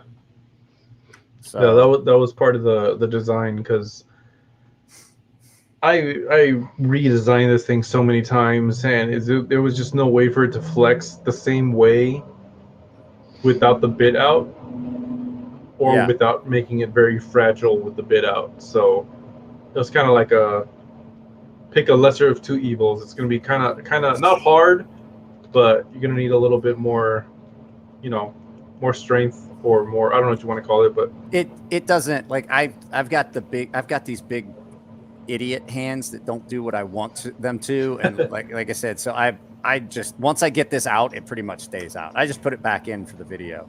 Yeah. A lot of people actually keep it out. Sometimes I'm like, do I even need to sell it with this thing? But I do anyways. I actually did use it because I had to tighten down. I had to tighten down on my kid's skate bag. Mm-hmm. So I needed a Phillips head, and I had this in my pocket. I took her up ice skating, and so her Zuka bag has wheels and everything, but it has this extendable handle like a suitcase. and it had gotten loose and it was all rat. And I actually took I took this out of my pocket. I was like, I got something. And she's like, what is that? And I was like, well, right now it's a screwdriver. And she was looking at it. She was like, is that tweezers? And I was like, no, it's a spaceship from Star Trek. You know, there's a certain brewing company. Again, I don't know if I can say it because of YouTube gods. No, you can say the name of the company. You just can't show drinking alcohol. Okay. That's why I have my Papa Didn't Raise No Commie cup. I'm just drinking, you know, a thing. Chicago water. It's root beer. There you go. Stone actually came up with a much better name for this thing than I did. They named one of their beards Viking Space Probe. And I wish I would have named that this. The Enigma Pocket Probe seems like something that would. It has some weird like anal probe. Yeah, honestly, that's why I named it the way it was, because I was like, that's funny. But I'm always afraid that I'm going to probe my scrot by accident with this in my pocket. Like I'm like, ooh, if I sit down wrong. I only got one that works. I had one that got damaged to the point it doesn't work. It didn't die, but there's still blood flow to it, but it doesn't do nothing. And I'm like, I only got one. And then I was like I care. I already have one kid. Sometimes I don't want the one I got. Do I want another one? No. So problem solved. Just keep it on that side. Put it on that pot in that pant leg. Eggs and hams. I can't remember which side it is. Eggs and hams. So which are you guys going to be at SHOT Show? I think the wife and I are going to be able to go. Are you going to be at SHOT Show? Me, no. Well, actually, I don't know yet. Definitely not for any exhibiting, because I found out apparently you can't sell at the show, which I didn't know until, Leon Ma was telling me there is no direct selling at the show. You cannot sell at that show. They will kick you. Yeah, it will kick you out if you sell. That's what I was told. It's only for advertising. He said that there's ways people have kind of gone around it in very tactical ways. Okay, so here's what I would do. I would take one and have it on the table, and then just have the website and your PayPal address. Yeah, that's what he said they do. But you can't, like, if you come up to my table and say, "Hey, I want to buy that Enigma," I cannot give it to you. 2A Dave, his brain did the same thing. I'm pretty sure I had a little seizure there for a second. I'm like, that's what I thought. I'm like, how do you have a show multi-level, as many people as they are there? And I don't know if he was exaggerating, but he said it's like $1,000 for a table. How do you not allow people? I heard it's expensive. I heard it's expensive. Yeah, he said it's like $1,000 for a table. How do you, like, I don't understand why. Maybe because of guns, they don't want people buying guns and leaving. I don't know, but we gotta call them pew pews. YouTube doesn't like the actual words being used. So the pew pews, yeah. Well, to be fair, I said gums as in chewing. Yeah, chewing, stuff. I was telling Nathan, I told everybody when I first did my first YouTube video, there was a list of like, I think 5 to 12 words you weren't allowed to say on YouTube. There was like 5 to 12. There are 2,500 right now. It is so hard to navigate. It's like navigating a minefield in the dark with snowshoes on. It's like, I'm gonna hit a mine. I'm gonna hit one. I get so many warnings. Yeah, but apparently you can't sell there, and for that reason, I mean, I don't like to toot my own horn, but I'm relatively popular, but I'm not that popular where I can go to a show, spend $1,000 on a table, and not sell anything. It's just not feasible. I couldn't. Doesn't make any sense. Somebody said tuning fork. It absolutely is a tuning fork. I just rang it, and then it's still ringing. Yeah, I don't know. People have asked me what tune it is or what key is that in? Yeah, Michelle's the band nerd, but I don't know what it is, but it just sounds cool. Like you hear, ding it, and then put it on your headphone. Yeah, so it can't tune anything, but if you like that sound. Yeah. Let me see. I want to check something. All right, guys. Yeah, I'm a geek, so. You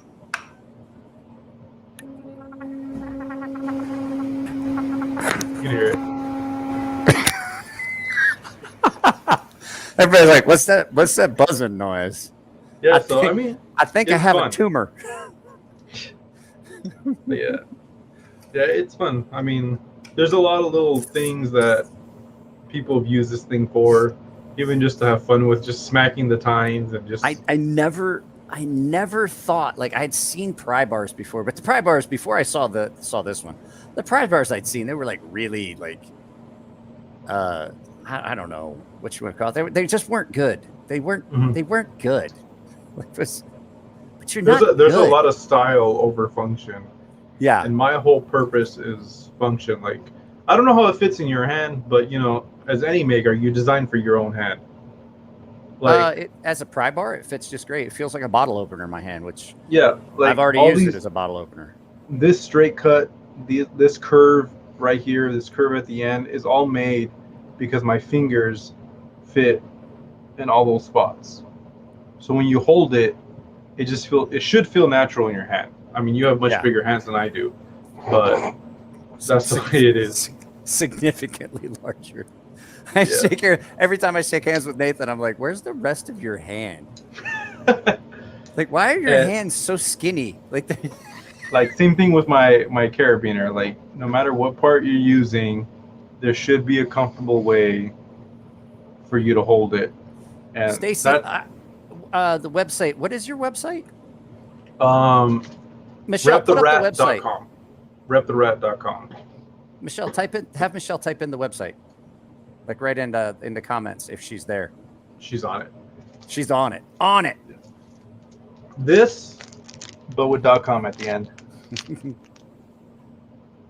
Actually, did you guys see the thumbnail for this podcast? It is the rat and the Enigma sitting on arcade carpet for my miniature arcade. I sent them a picture.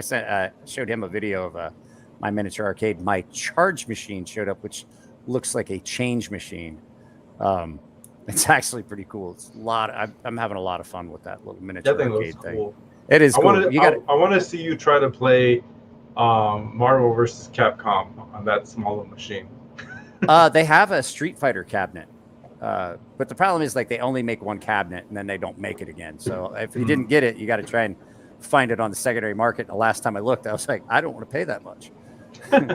I'd like to have it, but I don't want to have it that bad. Sorry, the biggest hands I've ever seen were on Andre the Giant's. Crazy huge. I saw a picture of him holding a beer. It looked like something like, remember when we were kids and you'd have that little you had the little store thing with the Fisher Price shopping cart and the little cans of beans, and you'd hold them. You're like, look how little the can is. That's what it looked like when he would hold a beer. I was like, good God, that guy's he's a giant. It's in his name. I don't know why I'm surprised. So. Yeah, I mean, that's the other thing about designing stuff is that there's always someone gonna have a different hand than you, not gonna like it, and just kind of have to deal with that part. I did have a trouble with that when I first started designing because someone would say, "Oh, this doesn't fit me right," or "This is too big, this is too small," and I was trying to design for everyone's hand. Yeah, you physically cannot do that.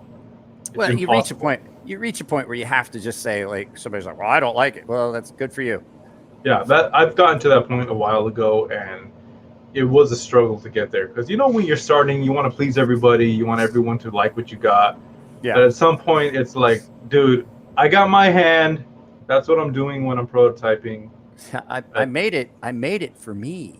Yeah. I had so out of all the videos on my sea snake design, that little knife, I only had one bad video review.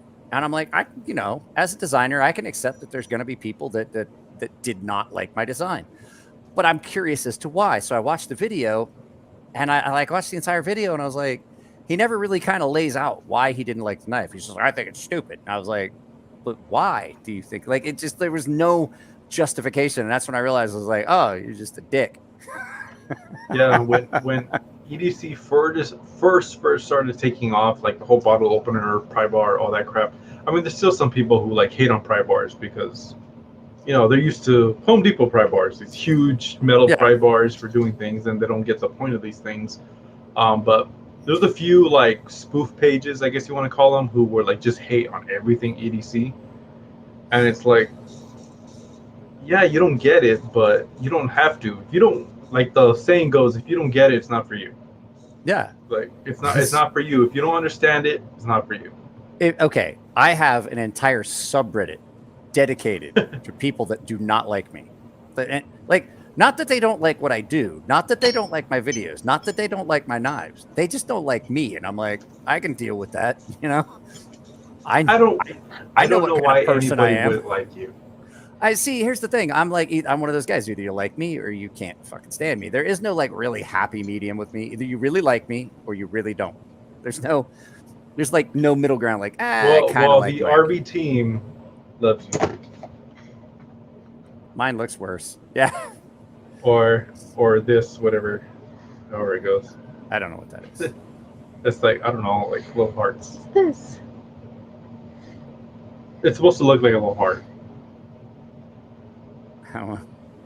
If anything, it looks like a very, very, very small heart. It looks like a very, very, very small bird that you were doing like shadow puppets with. Was this? I like you, Mike.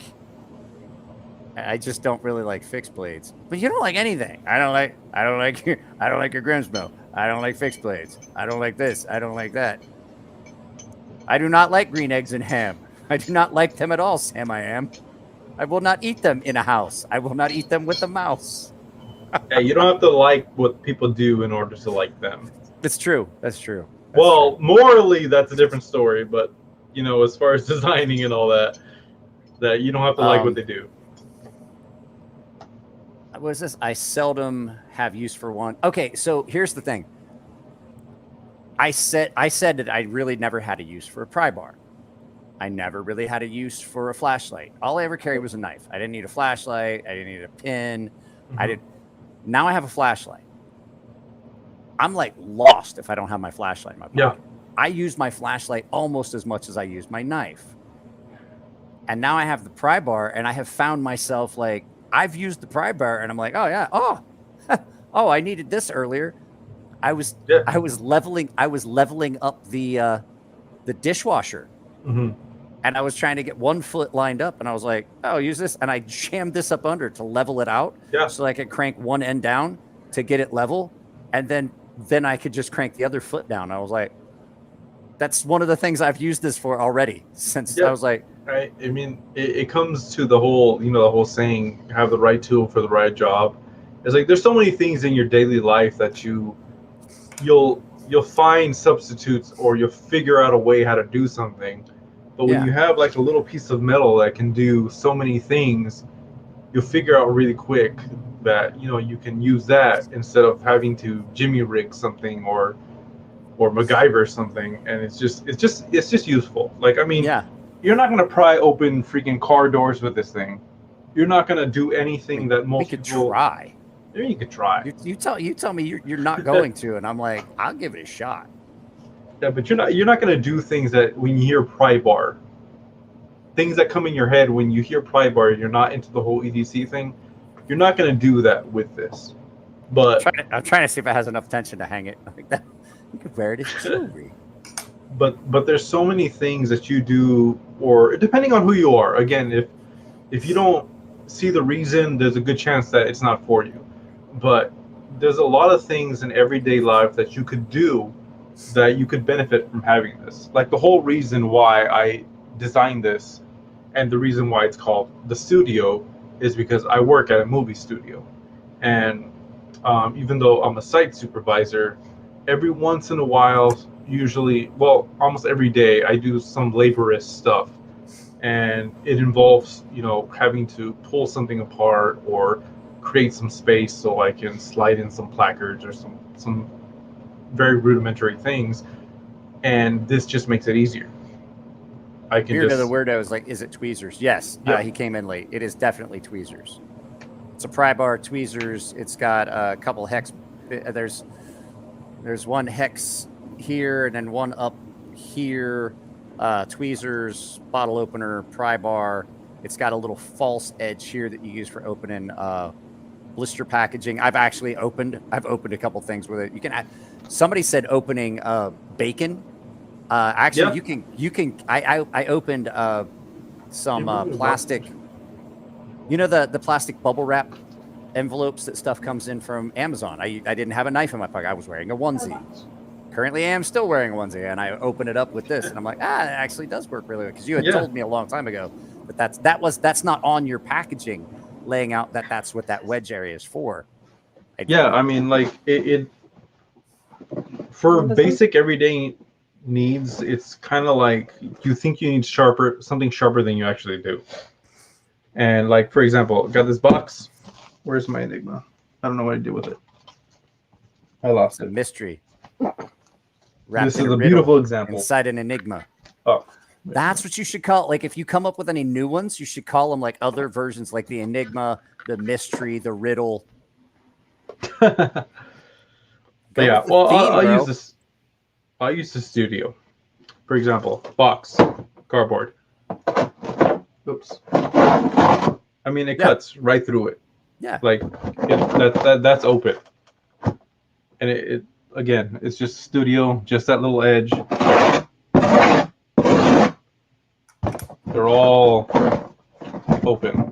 I don't know if it's as incredibly loud for everyone else as it is for me, but that's really loud when you cut that cardboard. Destroy it. Sorry if that's really loud, but that was the point. I'm wearing headphones. That was the point of that. I can easily see the use. I may actually order one now. Well, like I said, it's Rep the Rat. There you go. Yeah, that was the point of that. And because again, the Enigma was supposed to be the jack of all trades. There's a little piece of something there for everybody. Things you can use it for. I could see like if you had like heavy packaging or like you know, like heavy packaging that had the staples in it, and you didn't want to cut it with a knife, you could just pry the staples out with this. Staples in wood, popping those out, like, you know how you staple stuff to wood, then you pull it out later. Yeah, that's what was the purpose of it, so you don't jack up your knife.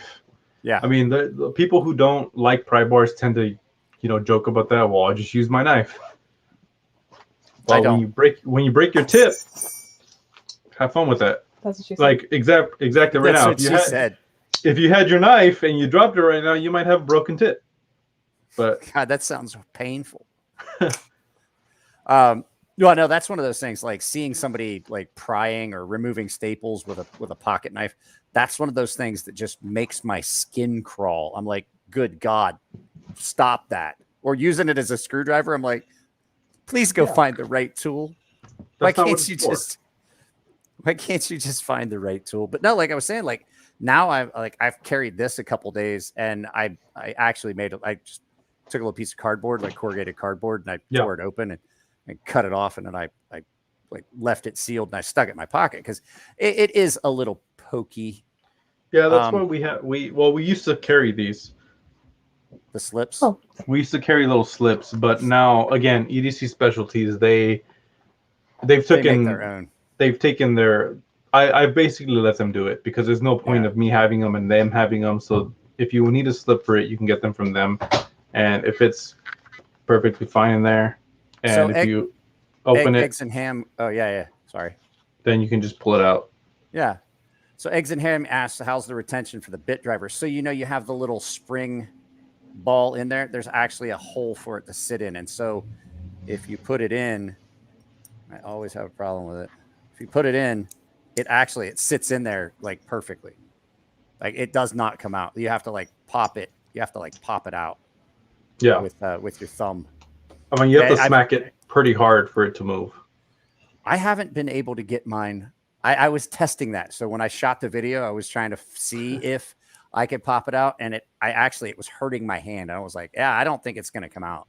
Yeah, no, you have to drop it like from a few feet, and it has to hit a certain point, like on the pry bar thing, for it to not bend out, but like to turn and pop out. Yeah.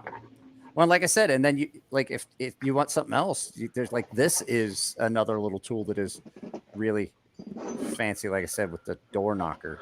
I got all kinds of tools real quick. Got Carl. Got the studio. What was this one called? That is the RatBastard. That is the RatBastard. That is the RatBastard. The second design is the RatMaster, which this is the blank of collaboration with Cosmonute. He makes the Omen. Mm-hmm. So this tail used to be filled with glow, but this was the Master Rat. After the Master Rat, you have Carl, which is, where's he at? That's the little one. The Carl is like the little itty bitty one. This one right here. Yeah, This is Carl. After Carl, we did it was supposed to be a collaboration with the Knife Guys. They make the Tipsy Turtle. But whatever they were going through at the moment, they didn't want to do collabs, but they told me just go ahead and make it. So the Roadkill, which if you know what the Tipsy Turtle is, it's very, very, very similar. It's very similar, and that's because it was supposed to be. It's supposed to be a collaboration. But they just told me to go ahead and go with the design because for whatever they were going through at the moment. I have the Baby Bastard, which is a smaller version of the RatBastard. I have Nano Carl, which is a small keychain version of Carl. But what's it do? It's really just like a little charm. It can work as a bottle opener, but honestly, it takes a little bit of work getting used to it, so I don't advertise it as such anymore. But it's just people like to carry it on the keychain. I do a lot of charity things with these guys, so usually I'll release them with special finishes or anything like that, and I'll donate like either 50 to almost 100% of the profits to a given organization. Like this one, you can't really see it, but this one was for brain cancer. So one side is the dreamer, one side is the thinker, and the proceeds were donated. Yeah, the proceeds were donated to brain cancer research. So one side has a bunch of clocks for the thinker. The other side it has paisley rainbow finish for the thinker. And then I have miscellaneous things like this one that I do every once in a while for autism awareness. I have an FO bead, which was just a fun little thing I did, which is just a bead flipping you off. What else do I have? I have, of course, a cheese bead. I have a Happy Johnson, which was supposed to be an... I was trying to say something about that, the one flipping you off, but somehow I muted myself. Oh, what happened? Go ahead. I have that, and it was on one of my knives. I had that bead on a lanyard on one of my knives for a while. The one where you're flipping. Yeah, it's a fun little bead. I just decided to make one time. I have the Happy Johnson.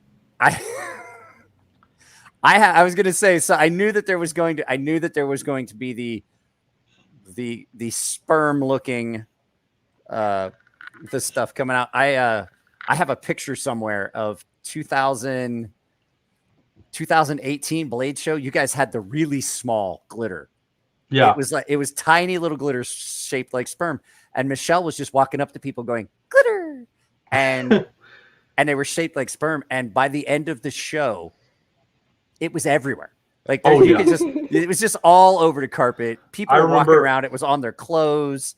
I remember walking through that show and just seeing it everywhere. Everywhere. It was like all over the place. And I'm like, I know. And people are like, what is all this shit? And I was like, I was honestly very concerned I was going to get in trouble for that.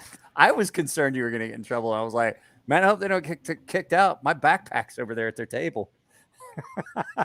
But yeah, I have a gambit of things. I make so many designs, and that's part of the problem of me having things in stock is I just make so much crap. Yeah. Not crap, but you know what I mean. Yeah. Pry bars, all Walt that asked, stuff. how long before your stock replenishes? A lot of your stuff is sold out. Honestly, it really depends. Right now, we have these things coming out, which I don't have a name for them, but I've always wanted to make a proper door knocker.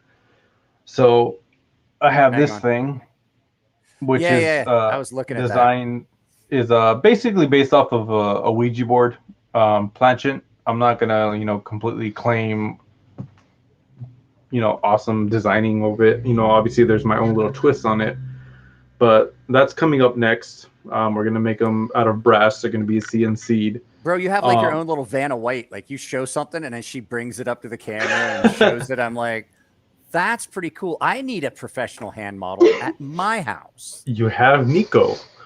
Nico is too. No, I don't have Nico. I have Nico. Like I get to borrow Nico from his wife, like 3 days, maybe 6 out of the year.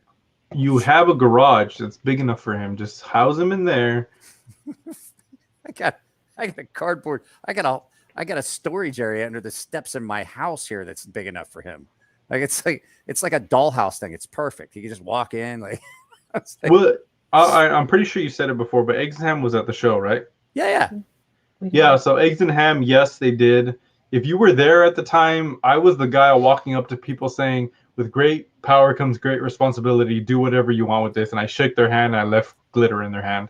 And I had a whole handful of it, Eggs and Ham, and I walked over to fuck with the guys at the ProTech booth, and I was like, "Hey guys," they're like, "What?" I was like, "You're pregnant," and they're like, "What? Yeah, oh, what is this?" Nico tried to throw it on Mike, but he's too short, and he ended up throwing it on himself. Yeah, he did.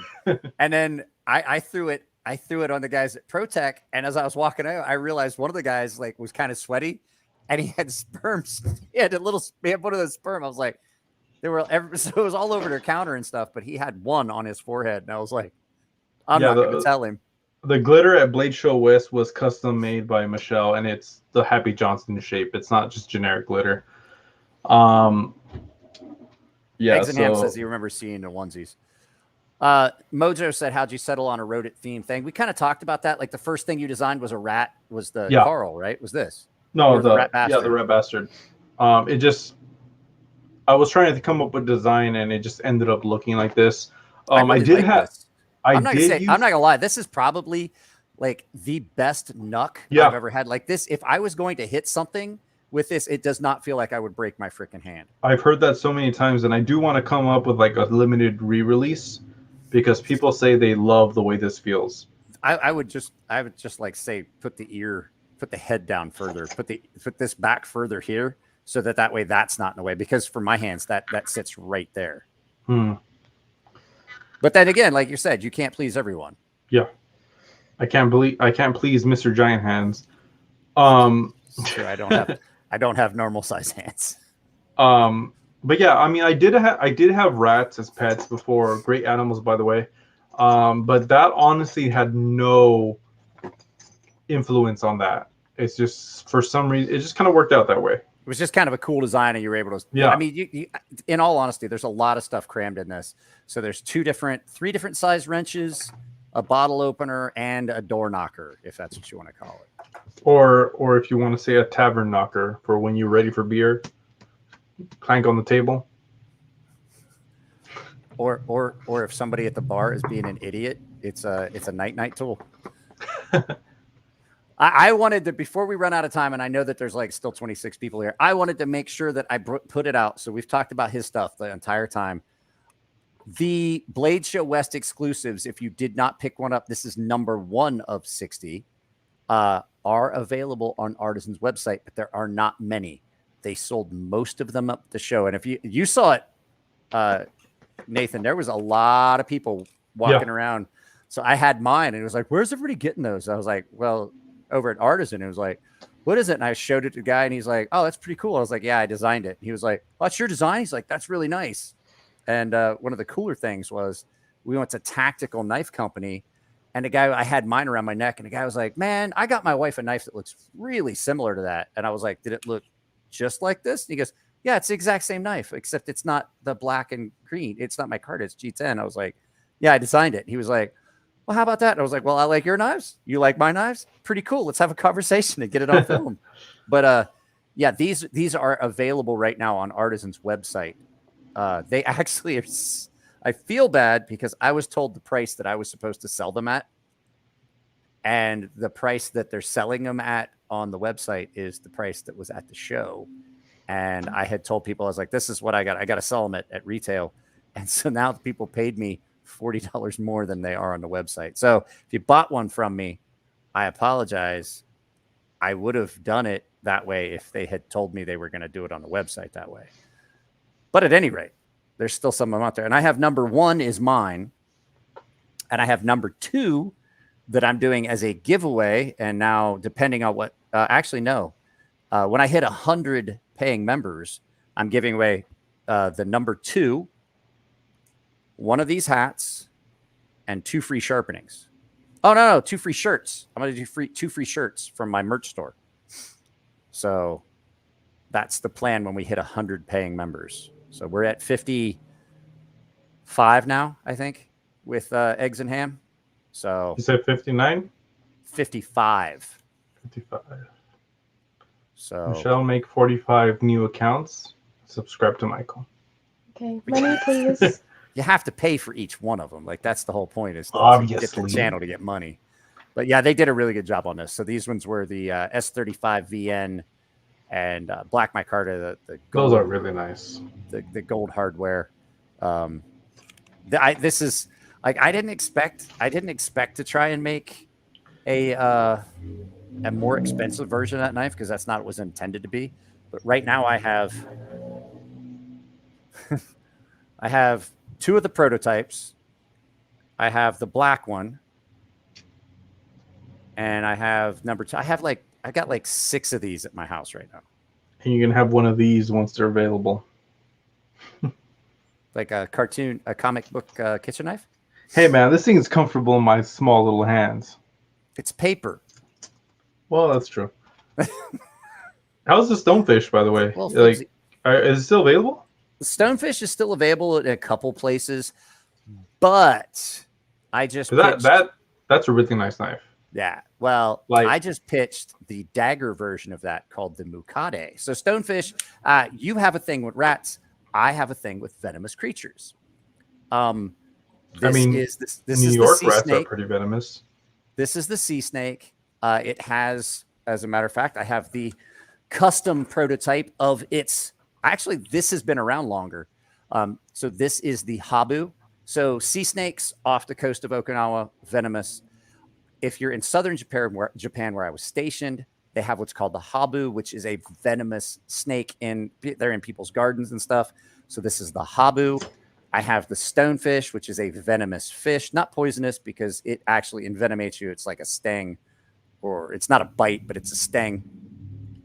So that's the stonefish. And so the are we going to see a stingray? Dagger version. No, there's a dagger version of it that is called the Mukade that I've been trying to get out, and it might be happening. I'm not going to say anything, but there's a dagger version of it that I'm trying to get out that is called the Mukade, which is a poisonous mountain centipede that we had to deal with when I lived in southern Japan in the tropical areas. And they're aggressive. They're really aggressive. They will actually chase people.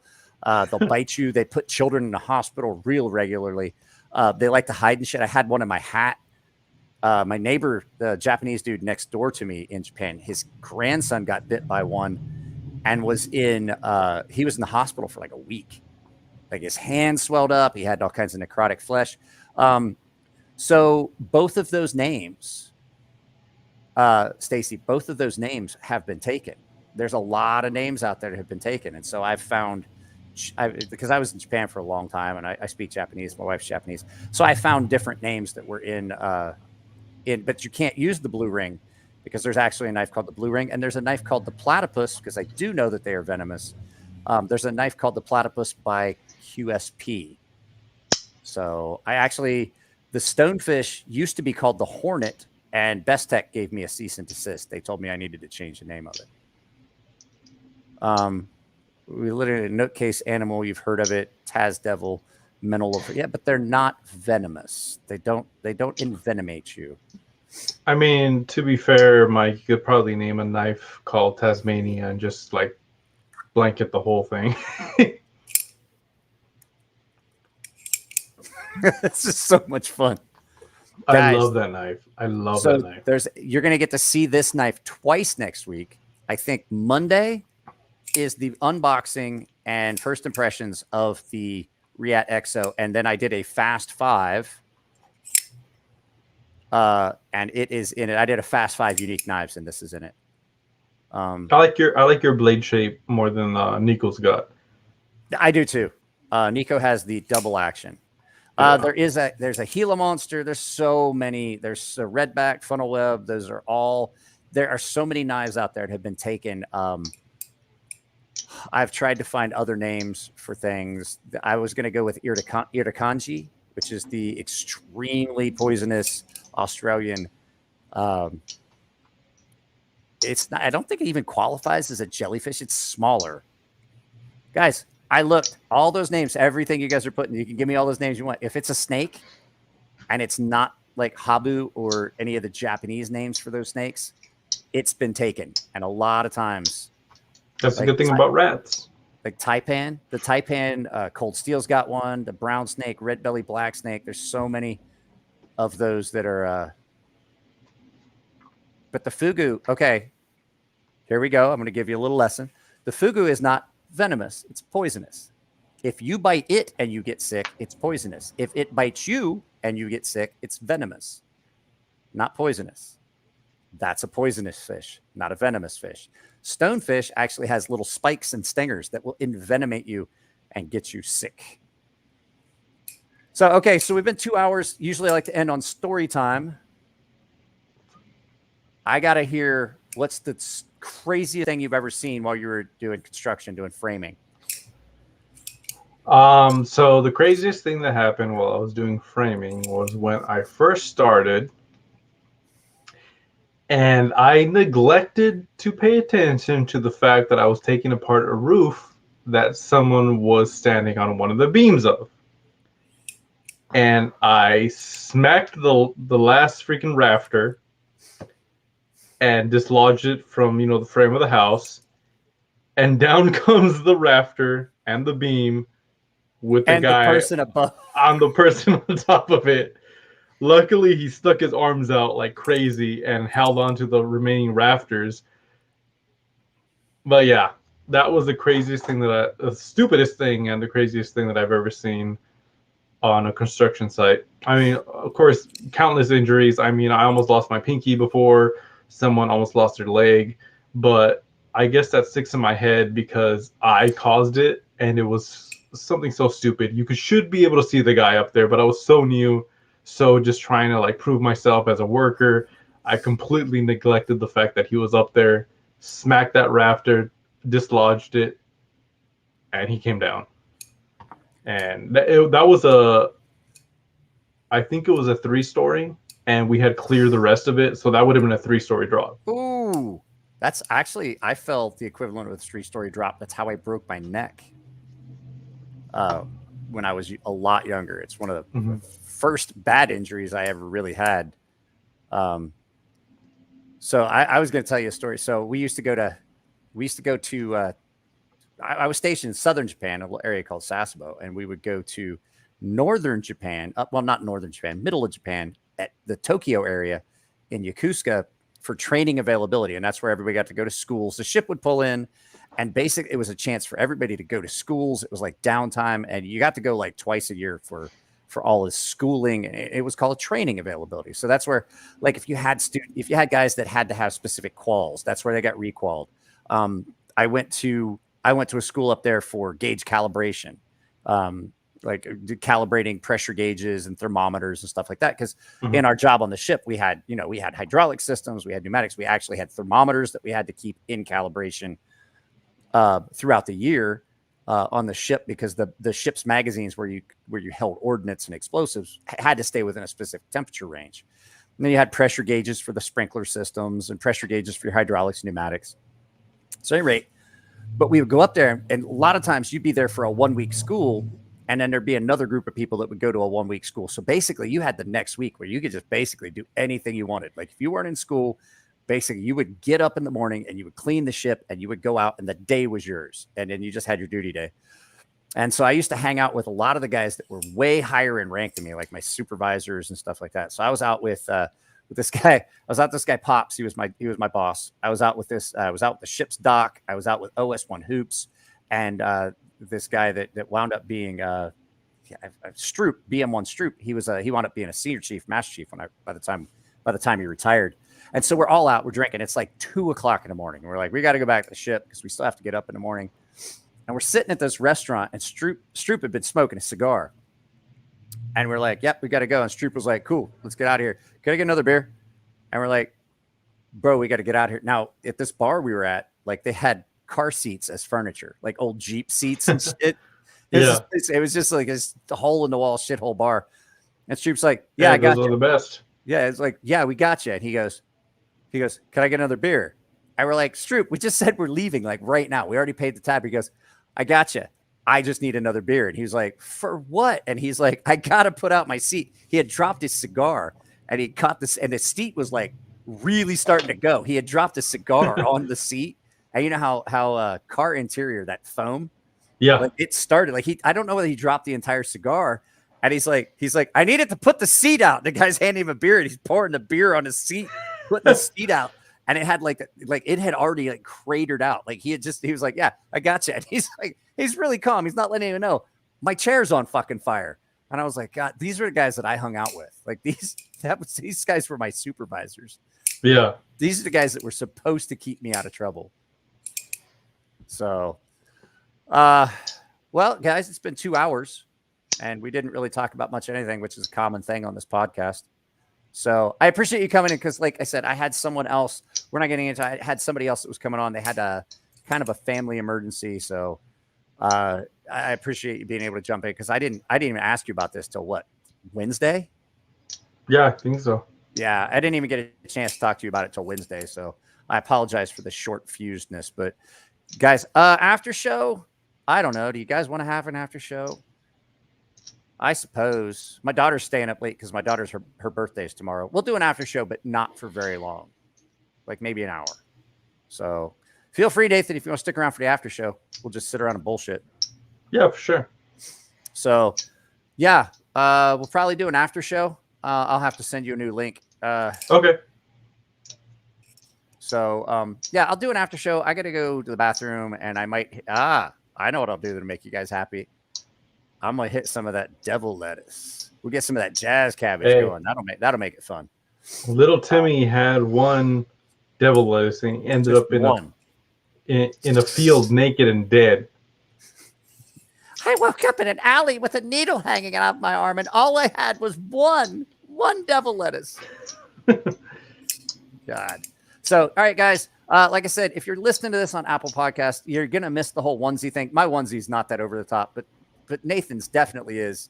I appreciate you actually wearing it. And the whole funny thing is that like he was like, oh, people are going to see me in it and they're going to think I'm a P and I'm going to have to stay away from schools. But the fact is he wore it in the reason I wanted to do it is the video that went up yesterday was you guys. Like you guys were the first booth I went to. And I actually, because I like you guys so much, your table was the thumbnail because I really would like to see, like, I honestly, like, these are the best. I've seen a lot of pry bars, and I hate to say it because I've only gotten to see one of Cerberus Knives' pry bars, but they're different. They're nice pry bars. They are, and they're in 3V, and they're a little bit different. They're in a steel. These are in titanium. They're kind of a different animal, but I definitely wanted to do more than just have it on the show. Like I always make sure that I film at your tables when we're at the show. I really, really like your products. They're really well made. Thank you. And the cool thing is they're interesting looking. Like they're gonna get attention. You've got one of these in your pocket, and you pull it out to do something. People are like, "What is that?" So, yeah, I mean, how many times do you see a pry bar with little tweezers at the end? You don't.